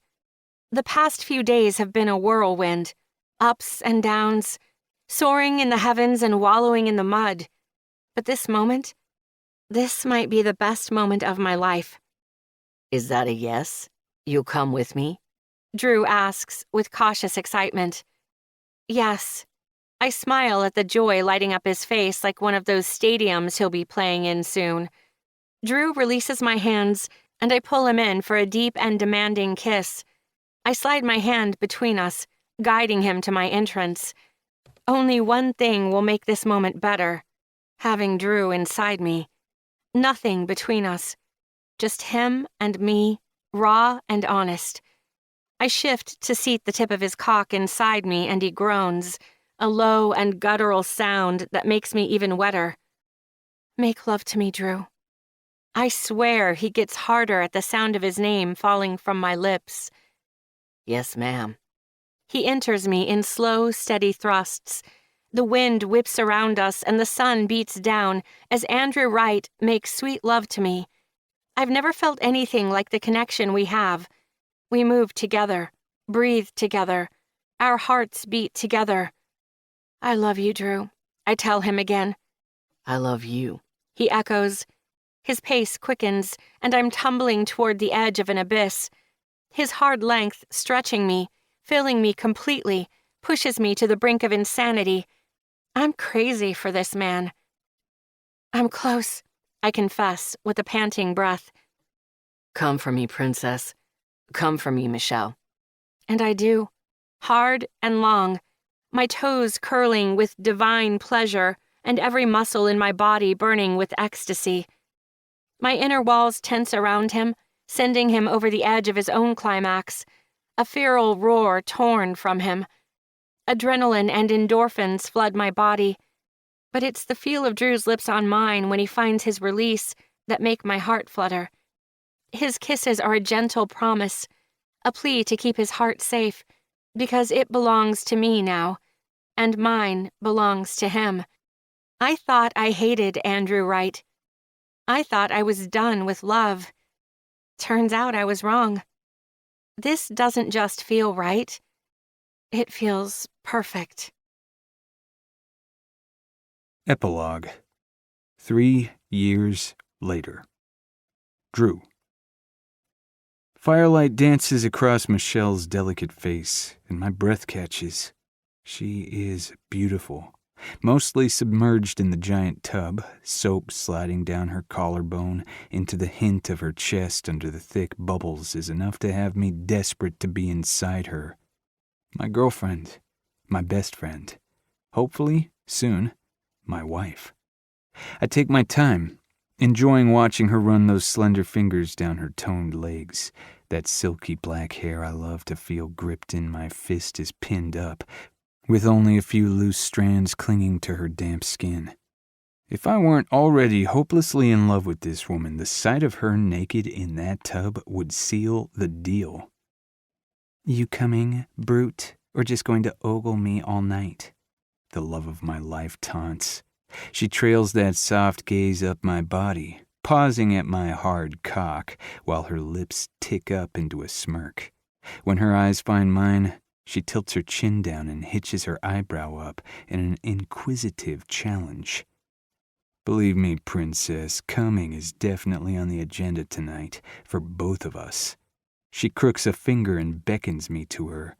Leaning forward, she makes room for my huge body behind her. I've never been small, but 3 years in the NFL, and I'm a beast. The warm water relaxes my overworked muscles as I ease into it. Michelle settles back between my thighs, her head resting against my chest. She closes her eyes and hums. I love the off-season. I kiss her temple, wrap my arms around her, and pull her close. So do I, but not as much as I love you. Her body shakes with laughter. You're such a cornball. She stretches up and kisses my neck. She nuzzles into me in the way that melts my insides. And I love it, but not as much as I love you, she whispers. I let out a low chuckle. I grab a loofah off the edge of the tub, dunk it in the warm water, and run light touches over her chest and arms. How long can we stay? I ask. I may be built like a brick house, a beast on the field, Defensive Player of the Year 2 years running, and make a shit ton of money. But this woman is the boss. She runs our life, and I wouldn't have it any other way. 2 weeks. Then we're at Sammy's for a week. I let out a low groan. I love our time at the lake house, but it never seems to be long enough. I've been hounding Elizabeth for 3 years to sell it to me, but no luck yet. At least she lets us come up here every year. Our life is crazy busy, but the time we can steal away from it all, out here, where it's just me and Michelle's amazing body, is what keeps me sane. Hush, they're your family.